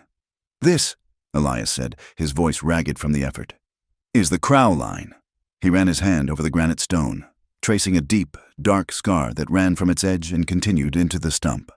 The lightning-struck pine, marking the cairn, he said, his voice resonating with the words from his grandfather's ledger. It is on the map Marin showed you. It is in the book. The scar from the strike is physical proof. He picked up the chain and walked 50 paces, following the old, nearly invisible depression in the land. To the next marker, another half-buried stone. He pulled the chain taut between them. "My cattle," he said, breathing heavily, "are well inside my own land." Sheriff North stared at the charred stump, then at the granite marker. His authority, built on Delaney's fabricated maps, had just crumbled to dust against the physical, undeniable land itself. He had no legal standing. Delaney, seeing his advantage lost, pivoted, his eyes glittering with a new, venomous anger. He turned from the boundary line and stared back at the house, where Marin stood watching. "A good show." "Crowell," he called out, his voice shaking with rage. "You and your woman, with your maps and your burnt trees, but you are avoiding the real issue." He strode back toward the house, Elias following him, the chain dragging in the grass. Delaney stopped at the foot of the porch, staring up at Marin. "This is not about land. This is about you. He is using you. He bought you. Elias paid for her in the square like a pound of bacon. You are holding a debtor's collateral, and you are defiling it." It was a desperate, personal attack. Elias lunged, his weakness forgotten, but Marin put a hand on his arm, stopping him. Before either of them could speak, Maeve's voice, cold and sharp as honed steel, cut across the yard. "He did not buy her. Horace!" Maeve stood on the top step, her thin frame rigid. Delaney sneered. "I was there. Old woman. I took his money." "You took his money to pay a debt," Maeve said, her dark eyes pinning him. "But you are wrong. Here, in this house, we do not buy people." She paused, her gaze sweeping from Delaney to Elias, and then settling on Marin. "We keep them." The words hung in the air, a statement of fact and a declaration of war. It redefined Marin from a purchased object to a chosen person, a defended member of the house. Delaney, checkmated on paper and on land, and now shamed in his personal attack, was left with nothing but fury. He snatched his reins from the post, his face purple. "This is not over," he hissed. He and North mounted, riding out of the yard in a spray of mud, defeated for the day. That night, the ranch was quiet, but it was the quiet of a held breath. Elias sat by the fire, the leather file open on his lap, studying the pages. Marin sat across from him, mending, but her hands were not steady. "He will not let this go," she said. "No," Elias agreed, his face grim in the firelight. The retaliation came after midnight. Marin was lying in her bed, her mind racing, when she heard it, a faint, alien sound cutting through the silence. It was not the deep, familiar clong of their own milk cow's bell. This was a lighter, tinny, frantic clink, clink, clink. Her blood went cold. She threw back the quilt, pulling on her boots and grabbing Clara's shawl. She ran down the stairs. Elias met her at the bottom, a rifle in his hand, his face a dark mask. "I heard it too," he whispered. The south gate. They moved out into the moonlit yard. The sound was coming from the lower pasture, near the old logging trail. As they cleared the barn, they saw them. 5 steers, not their own, milling in confusion.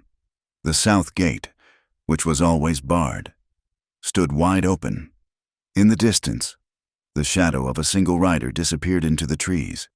"They are trying to frame us," Elias said, his voice a low growl. "Scatter our herd and claim we let them wander." "They are not our cattle," Marin whispered, pointing. "Look at the brand. That's from the Carlson farm." Delaney's men were using the immigrants' cattle, knowing they would be too afraid to complain. Elias raised the rifle, but Marin put a hand on the barrel. "No, not with guns. With this." She ran back to the barn, returning not with a weapon, but with a large, white stick of chalk, the kind used for marking feed sacks. "Keep them here," she ordered. Elias moved, a dark shadow, heading off the cattle as they drifted toward the open gate. Marin slipped through the moonlight, her heart pounding. The steers were nervous. She approached the nearest one, a young bullock, speaking in a low, calm voice. As it turned, its eyes rolling in the moonlight, she darted in and drew a fast, broad white X across its flank. The animal bolted, and she marked another. swiping the chalk hard across its hoof. "That's enough," Elias called. "Get back to the house. Bar the gate." They secured the property and returned to the house, the adrenaline draining, leaving them cold. The next morning, the town was buzzing. The Carlson family, terrified, was reporting their cattle stolen. Delaney, full of public concern, had organized a search. Elias and Marin rode into town. A small crowd was gathered by Delaney's freight warehouse. And there, in a small holding pen, were the 5 steers. "Found them," Delaney was proclaiming to the blacksmith and the pastor, who had come to see the commotion. "Wandering on the public road. Seems they broke loose from the Crowell ranch, just as I warned." The blacksmith, Thomas's father, looked at Elias with suspicion. "These are not our cattle." "Horace," Elias said, his voice hard. "They are Carlson's." "And they were on your land," Delaney countered. "Your fences are a menace." "My fences are sound," Elias said. "These animals were driven through my south gate last night." "A likely story," Delaney sneered. "It is the truth," Marin said, stepping forward. She pointed at the bullock in the pen. "Because I was there, I marked them." All eyes turned. On the flank of the nearest steer, glowing starkly in the morning light, was a broad, white chalk X. The crowd went silent. Delaney's face froze. You tampered with them." "No," said the blacksmith. His eyes narrowed. He had walked to the pen and was kneeling, examining the hoof of the other marked steer. "She's right. This chalk is fresh. And these tracks, I followed them from the Carlson farm. They did not go to Crowell's. They went from the logging trail, through his pasture, and straight here, to your pen. Horace." The blacksmith stood up, wiping his hands. He looked at Delaney, his respect for the land dealer gone, replaced by a cold contempt. Marin stepped into the silence, holding the leather file. He is trying to frame Elias for wandering stock, just as he is trying to frame him for land theft. He told you the records were gone. She held up the bundle of railroad bonds. "Here are the Crowell bonds that helped build the railroad, with their serial numbers." She held up the tax receipts. "And here are the tax payments, with their serial numbers, matching the land purchase, year after year." She spoke clearly, her voice carrying to the whole crowd. "They are all linked. The United States government, the railroad, and the county, all confirming the same boundary line, the line that Mr. Delaney chose to ignore." The pastor, a thin, sober man, stepped forward. "I have seen that ledger. Mr. Delaney, I will sign as a witness to its authenticity." The blacksmith nodded, crossing his powerful arms. "And I will sign as a witness to those tracks. They do not lie." The community, once so quick to whisper, was now standing as a silent, judging jury. Sheriff North, who had been riding up, saw the crowd, saw the marked steer, and saw the blacksmith and the pastor standing with the Crowells. He reined in his horse, turned it slowly, and rode away. Delaney was exposed, his power built on whispers and false paper evaporating under the clear morning light. He was alone. He pointed a shaking finger at Marin. This is not over. You think your farmer's court matters? You think these papers will save you?" His voice rose to a shout. "There is real law in Cheyenne, and I will use it. I will see this ranch seized and you thrown in the street." He stormed away, pushing through the silent crowd, and slammed the door to his land office. A legal storm was coming, a bigger one. But as Marin and Elias stood in the square, the blacksmith and the pastor at their side, they were no longer standing alone. The scales in Bristle Ridge had begun to tip. Delaney's threat of a legal battle in Cheyenne hung over the ranch like the smell of smoke before a fire. It was a distant, impersonal danger, a matter of paper and judges in a far-off town. The past, however, arrived 2 days later, and it was personal. It came not as a man on horseback, but in a carriage. It was a high-sprung, enclosed vehicle, its black paint polished to a mirror shine, reflecting the rough brown landscape it cut through. It was an emblem of the East, of money and smooth roads. and it looked utterly alien as it pulled to a stop at the kraal gate. The driver, a man in a crisp coat, jumped down to open the door. Elias and Maren were in the yard, repairing a wagon wheel. They both stopped, their hands, one holding a hammer, the other a spoke, frozen. Maeve appeared at the window, then on the porch, her arms crossed, her face a mask of iron. The man who stepped out of the carriage was tall, dressed in a dark wool suit, a fashionable city hat in his hand.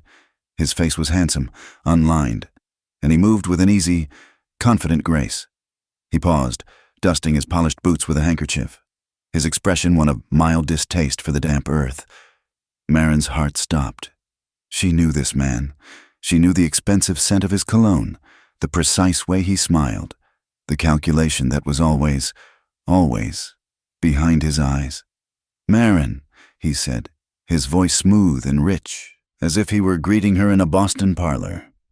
It was Rowan Hale, the man who had been betrothed to her, the man who had broken that betrothal in a polite, 3-sentence letter the moment her father's investments had failed, leaving her and Silas destitute.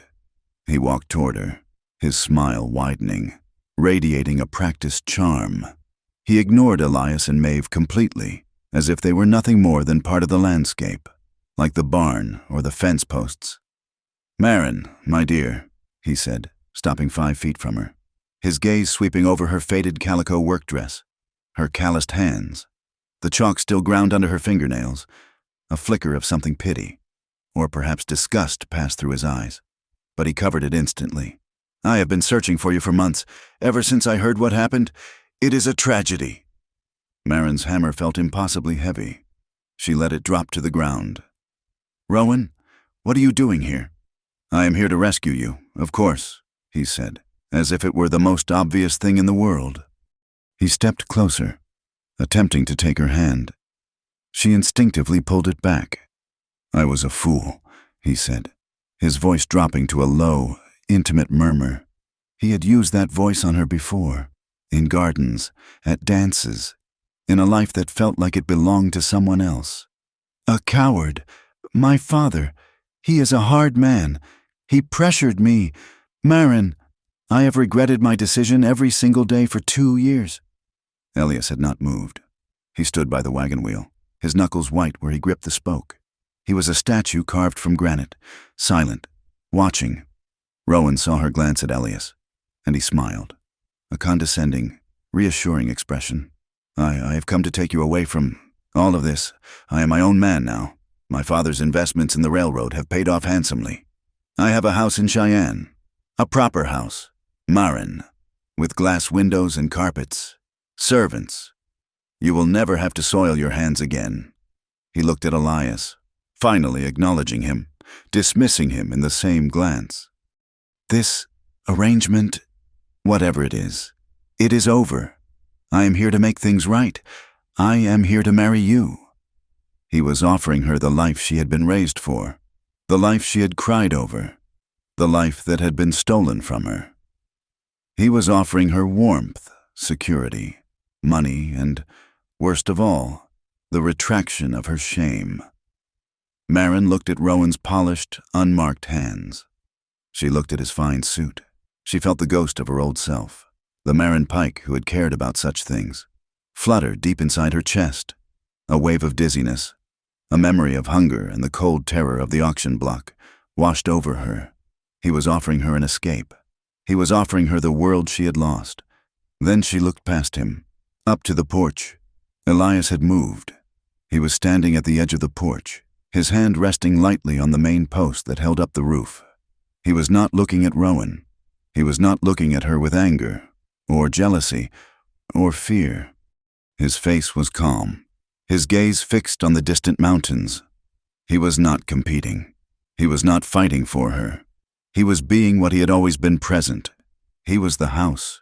He was the land. He was giving her the choice he had offered in the square, the choice he would always offer to stay. But this time, the choice was not between a debt camp and his ranch. It was between his hard, real world and Rowan's easy, false one. The ghost inside her died. The flutter stilled. She turned back to Rowan, and her Her calloused, strong, worker's hands were steady. "You are too late. Rowan," she said, her voice quiet, but carrying in the clear, cold air. Rowan's smile froze. He laughed, a short, sharp sound of disbelief. "Too late, Marin. Do not be dramatic. This is not a life. This is servitude. I heard in town. You were sold, leased, like an animal. You are this man's property. I am offering you freedom. You are offering me a cage." Marin said, "A prettier one, perhaps, but a cage just the same. A cage." His charm vanished, the smooth mask cracking to reveal the raw ambition and pride beneath. "A house in the capital is a cage. Being my wife is a cage, what? And this is freedom." He gestured with contempt at the ranch, at the mud, at the silent man on the porch, living in a shack with a broken-down widower who cannot even protect his own land. "He does not own me," Marin said, her voice rising, sharp and clear. "He stays with me." "Stays with you," Rowan sneered. He reached into the breast pocket of his fine suit and pulled out a folded sheaf of papers. "We will see about that. Your Uncle Silas, it seems, is still your legal guardian in this territory, and he is a man who understands a good offer when he hears one." He flourished the paper. "This is a writ, Marin, signed by your uncle, notarized in Cheyenne. It grants me legal guardianship. It voids any primitive contract you have here. You are coming with me, whether you like it or not. The law is on my side." He had bought her, just like Delaney, just like Elias. He had just used paper instead of coin. Rowan turned to Elias, his voice full of triumph. "Now, Crowell, I am a reasonable man. I am prepared to compensate you for your trouble. How much did you pay for her lease? I will double it. Name your price." He was trying to buy her. A great, cold calm settled over Marin. She almost laughed. She looked at the paper in Rowan's hand. A legal, binding document, and she knew it was worthless. "You do not understand, do you, Rowan?" she said, her voice soft again. "You come here with your shiny carriage and your city paper. You think that is how the world works?" She took a step toward him. "Here, we sign our contracts in different ways." She pointed to the barn. "We sign them with chalk on a stolen steer in the moonlight. We sign them with a burnt stump that proves a boundary line.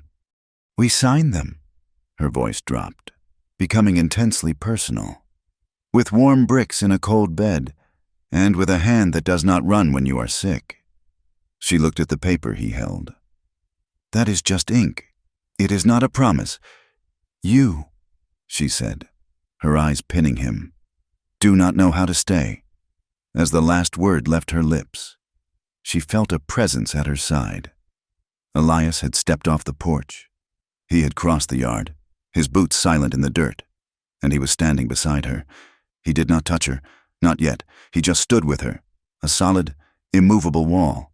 He was not looking at Rowan. He was looking at Marin, and in his eyes, she saw a fire that was hotter than any fever. Rowan looked at the two of them, standing together, a unit. He looked at Marin's face, her absolute, unbreakable certainty. He looked at Elias, at the quiet, unyielding strength that Rowan, with all his money, could never possess. He saw the writ in his hand. He saw the house in Cheyenne. He saw it all turning to dust. Elias moved, slowly, deliberately. He raised his hand. It was not a fist. It was not a threat. He laid his warm, heavy, calloused hand on Marin's shoulder. A simple, profound gesture of alliance. It was a claim. It was an answer. It was a vow. Rowan's handsome face twisted into a mask of ugly, defeated rage. He knew when he was beaten. He crumpled the writ in his fist.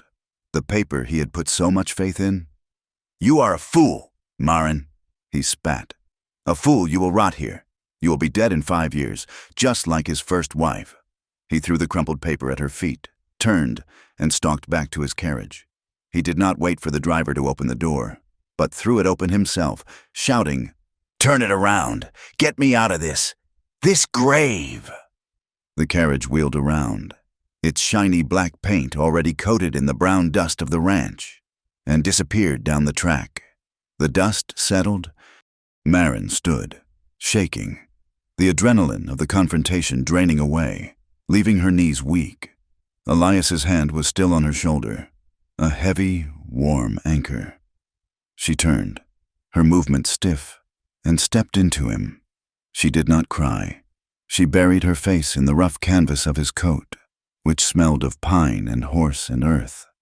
He did not say, "I am glad you chose me." He did not say, "I was worried." He just wrapped his arms around her, holding her tightly, grounding her. He held her there in the middle of the yard, in the full light of day, while the ghost of her old life rattled away down the road. That night, the house was still. The storm of the past finally broken and gone. The air was cool and sharp. Elias and Maren stood on the front porch, leaning against the railing, side by side, watching the moon rise over the high, dark mountains. "He was wrong," Elias said, his voice a low rumble in the quiet. "You will not rot here." Maren looked up at him, at the strong line of his jaw in the moonlight, at the kindness in his eyes. "No," she said, "I will not." He turned to face her, taking her hands in his. His were rough and warm, hers calloused and strong. "This is your home, Maren. If you will have it, it is already my home," she whispered. "You are my home." He drew her closer. The kiss, this time, was not the desperate, fevered discovery in the firelight. It was not the relief after the storm. It was something deeper, slower. It was a kiss of absolute certainty, a sealing of the choice she had made, the choice he had always given her. His arms encircled her, holding her with a solid strength that was both a promise and a comfort. It was a kiss that tasted of the cold night air and the deep, abiding warmth of the hearth. It was not the quick, bright burn of a new fire. It was the slow, patient, powerful growth of roots, sinking deep into the land, deep into each other, an anchor that could never be broken. They held each other for a long time, foreheads pressed together, their breath mingling, their shadows merging into one. From inside the main room, Maeve Crowell had been watching at the window. She saw the two figures on the porch, wrapped in each other, as solid and as permanent as the mountains behind them. She turned from the window, went to the sill, and grasped the heavy curtain. With a soft, final sound, she pulled it closed, leaving them to the moonlight, to the night, to the sky that was now, finally, all their own. Horace Delaney was a man who believed in the power of paper. When his local attempts at intimidation, fraud, and rumor had failed, he turned to the higher authority he had so long cultivated. The summons arrived not by Sheriff North, who was now seen as a tainted figure in Bristle Ridge, but by a uniformed territorial marshal. It was a crisp, official document, stamped with the seal of the Circuit Court in Cheyenne. The charges were twofold, a legal trap designed to break them from two directions. First, the territory versus Elias Crowell, for trespassing and illegal use of public lands, citing the new fraudulent county map. And second, Horace Delaney, on behalf of the estate of Silas Pike, versus Elias Crowell for the unlawful detainment and cohabitation of Maren Pike, a bonded debtor.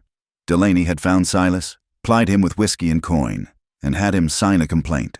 It was a simultaneous attack on Elias's land and Maren's freedom. "He means to take everything," Maeve said, her voice flat as she read the paper. "He means to try." Elias said. He looked at Maren. "He will not succeed." The journey to Cheyenne was a 2-day ride, treacherous and exposed. They were not just travelers, they were couriers, and their cargo was the truth. They took the heavy buckboard. Maeve, her back rigid, would come. She was the living memory of the land. Maren would come. She was the architect of their defense. Elias would drive, his rifle resting in its scabbard by his knee.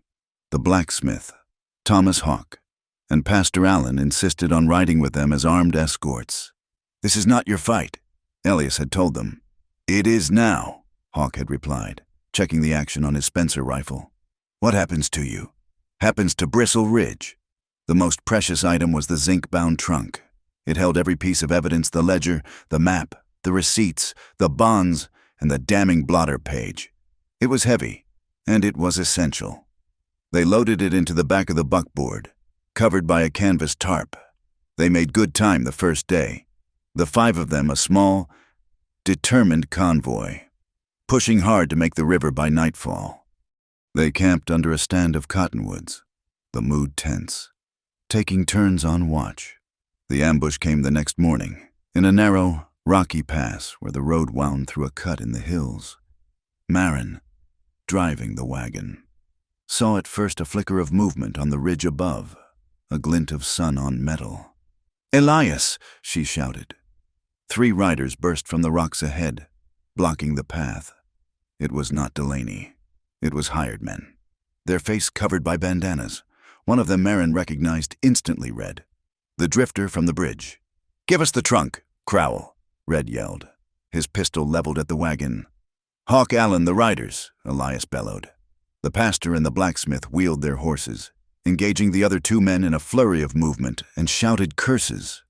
Red, his eyes fixed on the prize, spurred his horse directly at the wagon. He fired a shot into the air, the sound cracking against the rocks, terrifying the mules. They shied, pulling the wagon hard to the side, its wheels slamming against the canyon wall. Marin fought the reins, her arms straining. Red was alongside them now, grabbing for the buckboard. He swung from his saddle onto the wagon bed, landing heavily. Marin lashed out with the mule whip, the leather cracker catching him across the shoulder. But he ignored it, his eyes wild. He grabbed the heavy zinc trunk. "No!" Maeve screamed, lunging for it, but Red shoved her back onto the seat. He hefted the trunk to the edge of the wagon. Elias had been trying to control the mules. He saw Red lift the trunk. He could not shoot without risking Marin or his mother. "Elias, the mules!" Marin screamed, as Red, with a grunt of triumph, hauled the trunk free and pushed it over the side. It landed in the dust with a heavy, metallic crash. Red jumped down, untied his horse from the wagon, and, in a single motion, slung the heavy trunk up onto his saddle horn. He fired a shot at the ground near Elias's feet, forcing his horse back. "It is over. Crowell!" He wheeled his horse and galloped back down the pass, his 2 companions breaking off their fight with Hawk and Allen to follow him. A cloud of dust and triumphant laughter. The wagon was silent. The fight was over in 30 seconds. Hawk rode back, his face grim.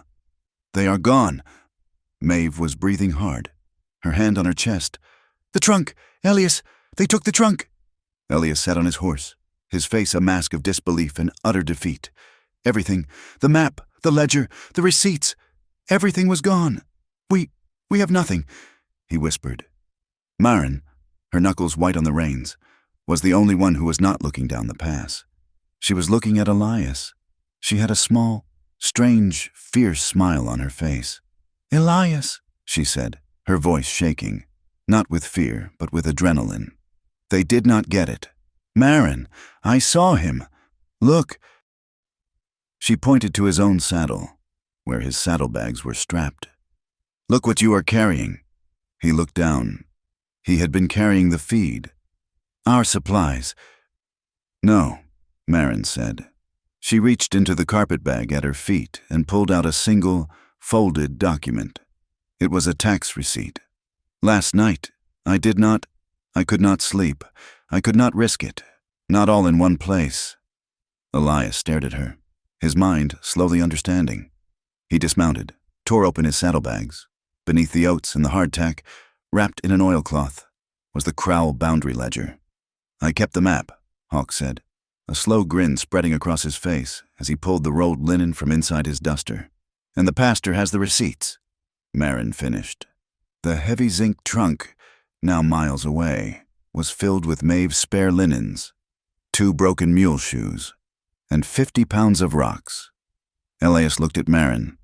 He did not smile. He simply reached out and gripped her shoulder, a gesture of such profound, astonished gratitude it was more intimate than a kiss. "Let us go to Cheyenne," Elias said, his voice hard as iron. "We have a court to attend." The courtroom in Cheyenne was packed. It was a formal room of dark wood and high windows, a stark contrast to the rough justice of Bristle Ridge. Delaney sat at the front, flanked by a lawyer in an expensive suit. Silas Pike was there, seated behind them, looking small and terrified. Delaney's lawyer was smooth. He presented the new county map, a clean, official-looking document. He presented the signed writ from Silas Pike. He painted a picture of a lawless, grieving widower, squatting on public land and holding a poor, indebted woman against her will. The judge, a man named Hemphill, was stern and impatient. "Mr. Crowell's counsel, you may respond." Their counsel, a young, overworked public defender, stood. "Your Honor, the defense calls Marin Pike." A murmur went through the room. Marin, in her best mended dress, her head high, walked to the stand. She laid her evidence on the rail. "Your Honor," she began, her voice clear and steady.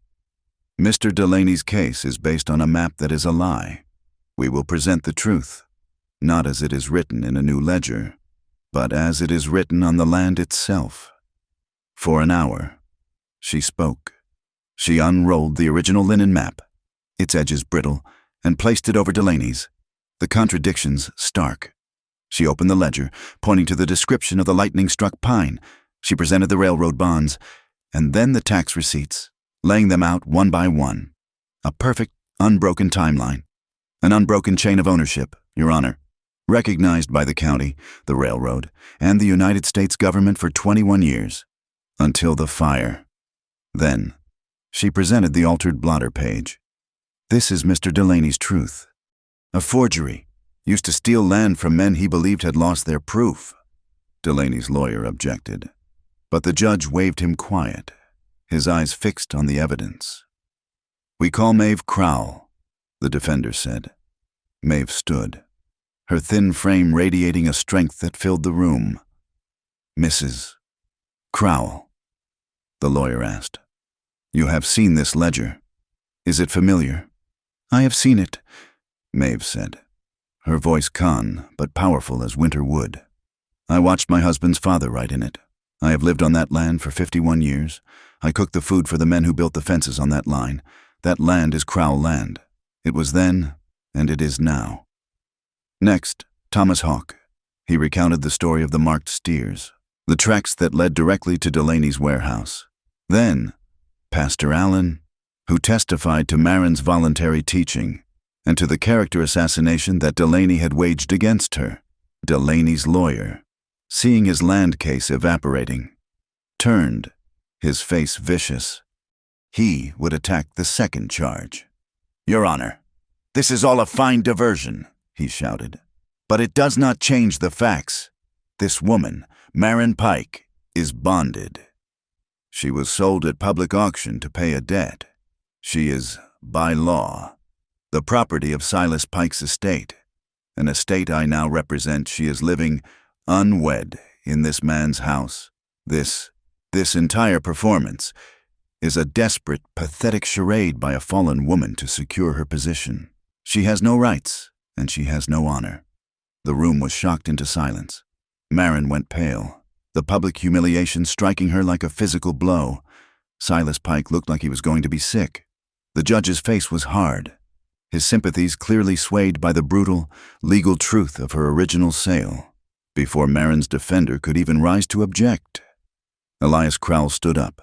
He did not shout. He did not address the judge. He spoke to the entire room, his voice low, rough, and carrying to every corner. "She has more honor than any man in this room." Judge Hemphill slammed his gavel. "Mr. Crowell, you are out of order. You will be silent." Elias turned his gaze to the judge, and he did not back down.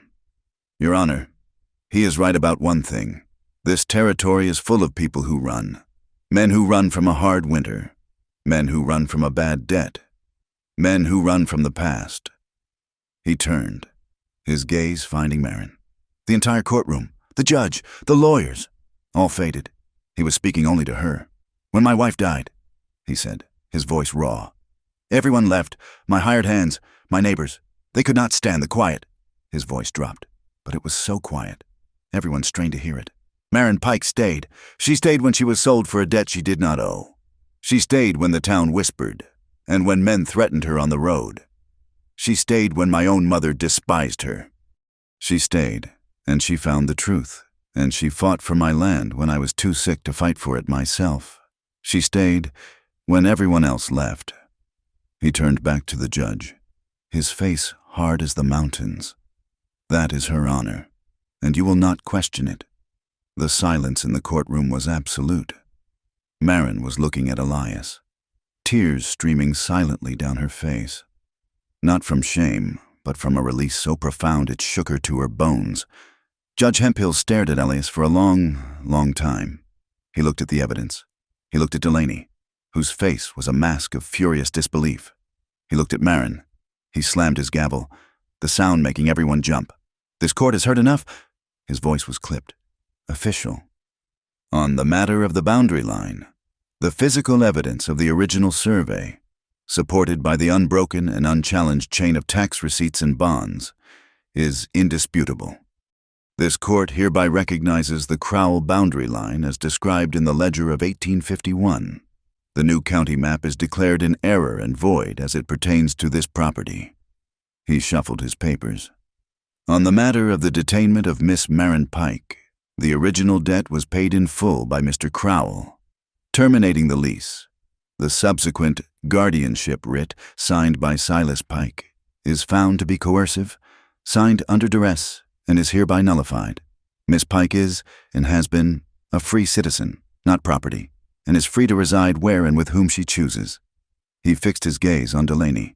This court finds both petitions to be frivolous, malicious, and an egregious waste of the territory's time. All petitions are dismissed, and Mr. Horace Delaney is hereby ordered to pay all court costs and fees for the defense. He slammed the gavel. We are adjourned. Delaney was white, shaking, his legal power in Cheyenne utterly broken. Marin let out a breath she felt she had been holding for 6 months. Elias was at her side. He said nothing. He simply took her hand, his fingers lacing with hers. They walked out of the courthouse together, Maeve, Hawk, and Pastor Allen following. As they pushed open the heavy doors, a gasp of cold, clean air met them. It had begun to snow, not the driving, angry snow of a Wyoming blizzard, but a soft, gentle fall of thick, white flakes. They drifted down onto the street, covering the mud, silencing the town. Marin stopped on the steps. She leaned her head against Elias's shoulder, her hand held tightly in his. They had won. They had won with paper, with truth, and with the courage to stay. Across the street, Sheriff Jed North stood in the shadow of an alley, watching. He had come to see the Crowells destroyed. He saw them standing on the steps, free. He saw the blacksmith and the pastor clap Elias on the back. He saw the new, unbreakable community that had formed around them. Sheriff North pulled his hat low, turned his back on the courthouse, and disappeared into the falling snow. The balance in Bristle Ridge had not just tipped, it had been remade. The victory in Cheyenne was not loud. It was a quiet, deep, settling thing, like the land itself after a hard snow. When they returned to Bristle Ridge, the air had changed. The whispers were gone, replaced by a new, respectful silence. The first change was Horace Delaney. His power had been built on the illusion of paper, on the fear he could manufacture from fraudulent ink and the ashes of the courthouse fire. When Marin and Elias had held up the truth, the real, physical history of the land, his power had evaporated. He did not fight. He was a creature of shadow, and the light had found him. Within a week, his land office was boarded up. He sold his holdings, including the tannery, for pennies on the dollar to a cooperative of ranchers. And his fine carriage was seen heading east, disappearing into the dust he had tried to weaponize. He left without a word. The second change was Sheriff Jed North. He had backed the wrong horse, and his authority, which had been rented from Delaney, was now void. He faced a town that no longer feared him, a town that had seen him turn his horse and ride away when the truth was spoken. He resigned his post, citing poor health, and was gone by the first frost. Bristle Ridge, forced to reckon with its own weakness, did something remarkable. Led by Thomas Hawke and Pastor Allen, the town council voted. They did not choose another hard man with a fast gun. They chose the pastor's wife, a stern, intelligent woman named Hannah Allen, who had run the telegraph office for 10 years and knew the law better than North ever had. Bristle Ridge, in its own quiet revolution, elected the territory's first female marshal. The community, having found its voice in that courtroom, remade itself. The children were the first to return to the ranch, their parents now sending them with a new pride rather than shame. The grain store was too small. Elias and Hawke spent a week expanding the old, dry storehouse, the place where Marin had found the trunk. They put in 2 glass windows and a proper stove. Hawke, with his steady blacksmith's hand, carved a sign. It was simple, thick pine, the letters burned deep. It did not say school. It read, the Crowell Pike Reading Room. And beneath that, Elias had asked him to carve the words that had become the motto of the house, not by blood, by choice. The past, however, still had one last debt to settle. One morning, Silas Pike appeared at the gate. He was sober, his hands shaking, his face gaunt. He stood by the fence, twisting his hat, unable to come closer. Marin, on her way to the well, saw him and stopped. He looked like a ghost, a remnant of the life that had almost destroyed her. "Marin," he whispered, his voice cracking. I signed the paper, the one that Rowan Hale, and the one for Delaney. I was weak. I was afraid. I never meant for—" He could not finish. He looked at the ground, a picture of a man hollowed out by his own failures. Marin looked at him for a long time. She felt the old, cold sting of the auction block. She felt the shame, and then she felt it recede. He was just a weak, sad man. He held no more power over her. She did not embrace him. She did not offer him comfort. She walked to the gate and extended her hand. "Silas," she said, her voice firm, but not unkind. He looked up, shocked, and took her hand. His grip was frail. "Old debts," Marin said, "must be paid with new honesty. Go, be an honest man." She let go of his hand. He stared at her, tears welling in his eyes. He nodded, once, put on his hat, and walked back toward town. She never saw him again. That evening, the 3 of them were in the main room. The zinc-bound trunk sat by the fire. Maeve, who now spent her afternoons in the reading room, listening to the children, held a small, iron key in her palm. She held it out to Marin. "This house," Maeve said, her voice soft, "was a grave. It was a place of ghosts, a place of things ending. You came, and you kept the history." Marin took the key. "You keep it now," Maeve said, placing her hand over Marin's, trapping the key between their palms. "You keep the history, Marin, so that no one can ever write it over to suit themselves. The land belongs to those who keep it, and you are a keeper." The house and the Crowell legacy had been passed not by blood, but by choice. The new life settled into a deep, gentle rhythm.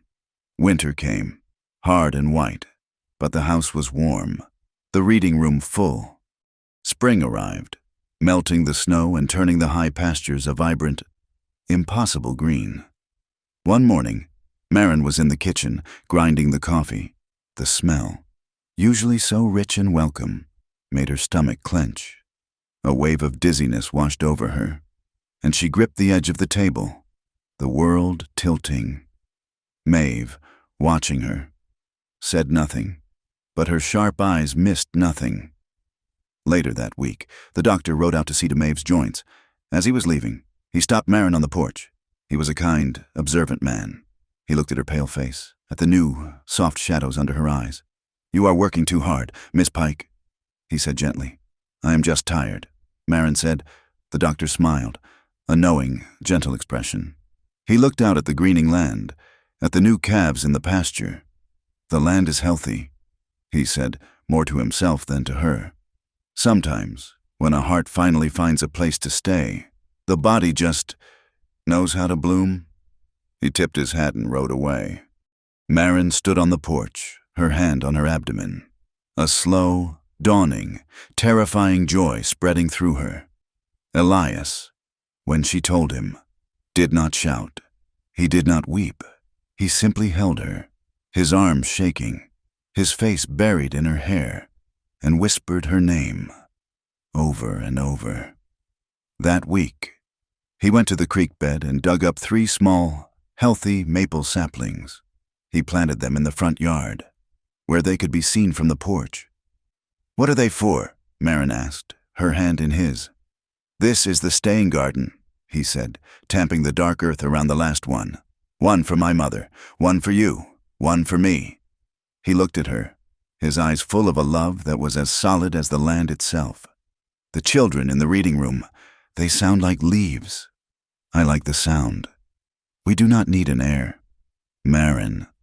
We just need to nurture what grows." Their union was not sealed in the church. It was sealed in the kitchen. Maeve had taken down the old, faded sampler that had hung over the hearth. In its place, Elias hung a frame he had built from the lightning-struck pine. Inside it was not a marriage license. It was the original linen map, the map that had saved them. And at the bottom, in the wide margin, were 2 signatures. One in Elias's strong, rough script, one in Marin's clear, elegant hand. Beneath them, Marin had written the words, shared land, shared heart. It was the only contract they would ever need. The story closes on an evening in late summer. The sun is setting, a riot of orange and deep, bruised purple over the mountains. The air is warm, smelling of pine and curing hay. Elias and Marin are standing on the front porch, watching the light fade. She leans back against him, his arms wrapped around her waist, his chin resting on her hair. His hands rest on the gentle, firm swell of her belly. They are quiet, breathing in unison. He whispers something in her ear, a private joke, and her laugh is soft in the twilight. She turns in his arms to face him. He does not kiss her with fire. He presses his forehead to hers, their eyes closed, a gesture of absolute peace. His lips find hers, a warm, slow kiss that speaks of long nights and shared mornings. Her hands are linked behind his neck. His are on her waist, holding her, anchoring her. In the distance, the bell from the Bristle Ridge Church, rung by Pastor Allen, signals the end of the day. As if in answer, a new sound rises, the sound of shouting, of laughter, of small, running feet. The children are coming up the track from town, racing to the reading room for the evening story. Elias and Marin break their kiss, turning to watch. They stand side by side, his arm around her shoulder, her head leaning against him, as the children, a noisy, happy river of life, flood into the yard. The bell tolls, the children laugh. The wind, no longer a mournful, ghostly sound, whispers through the leaves of the 3 small maple trees. The camera of the mind pulls back, rising, seeing the warm, yellow light spill from the reading room. It sees the wisp of smoke rising straight from the chimney, a sign of a steady hearth. It sees the roof, the barn, the sturdy fences, and it sees 2 people standing on the porch, leaning on each other. 2 small, strong figures who had, against all odds, chosen to stay. Thank you for listening to this story. We would love to know where in the world you are listening from, so please share your thoughts and where you are in the comments below. Be sure to subscribe to Wild West Stories 1850 like this video, and give us your support by pressing the hype button, so this story can be heard by even more listeners.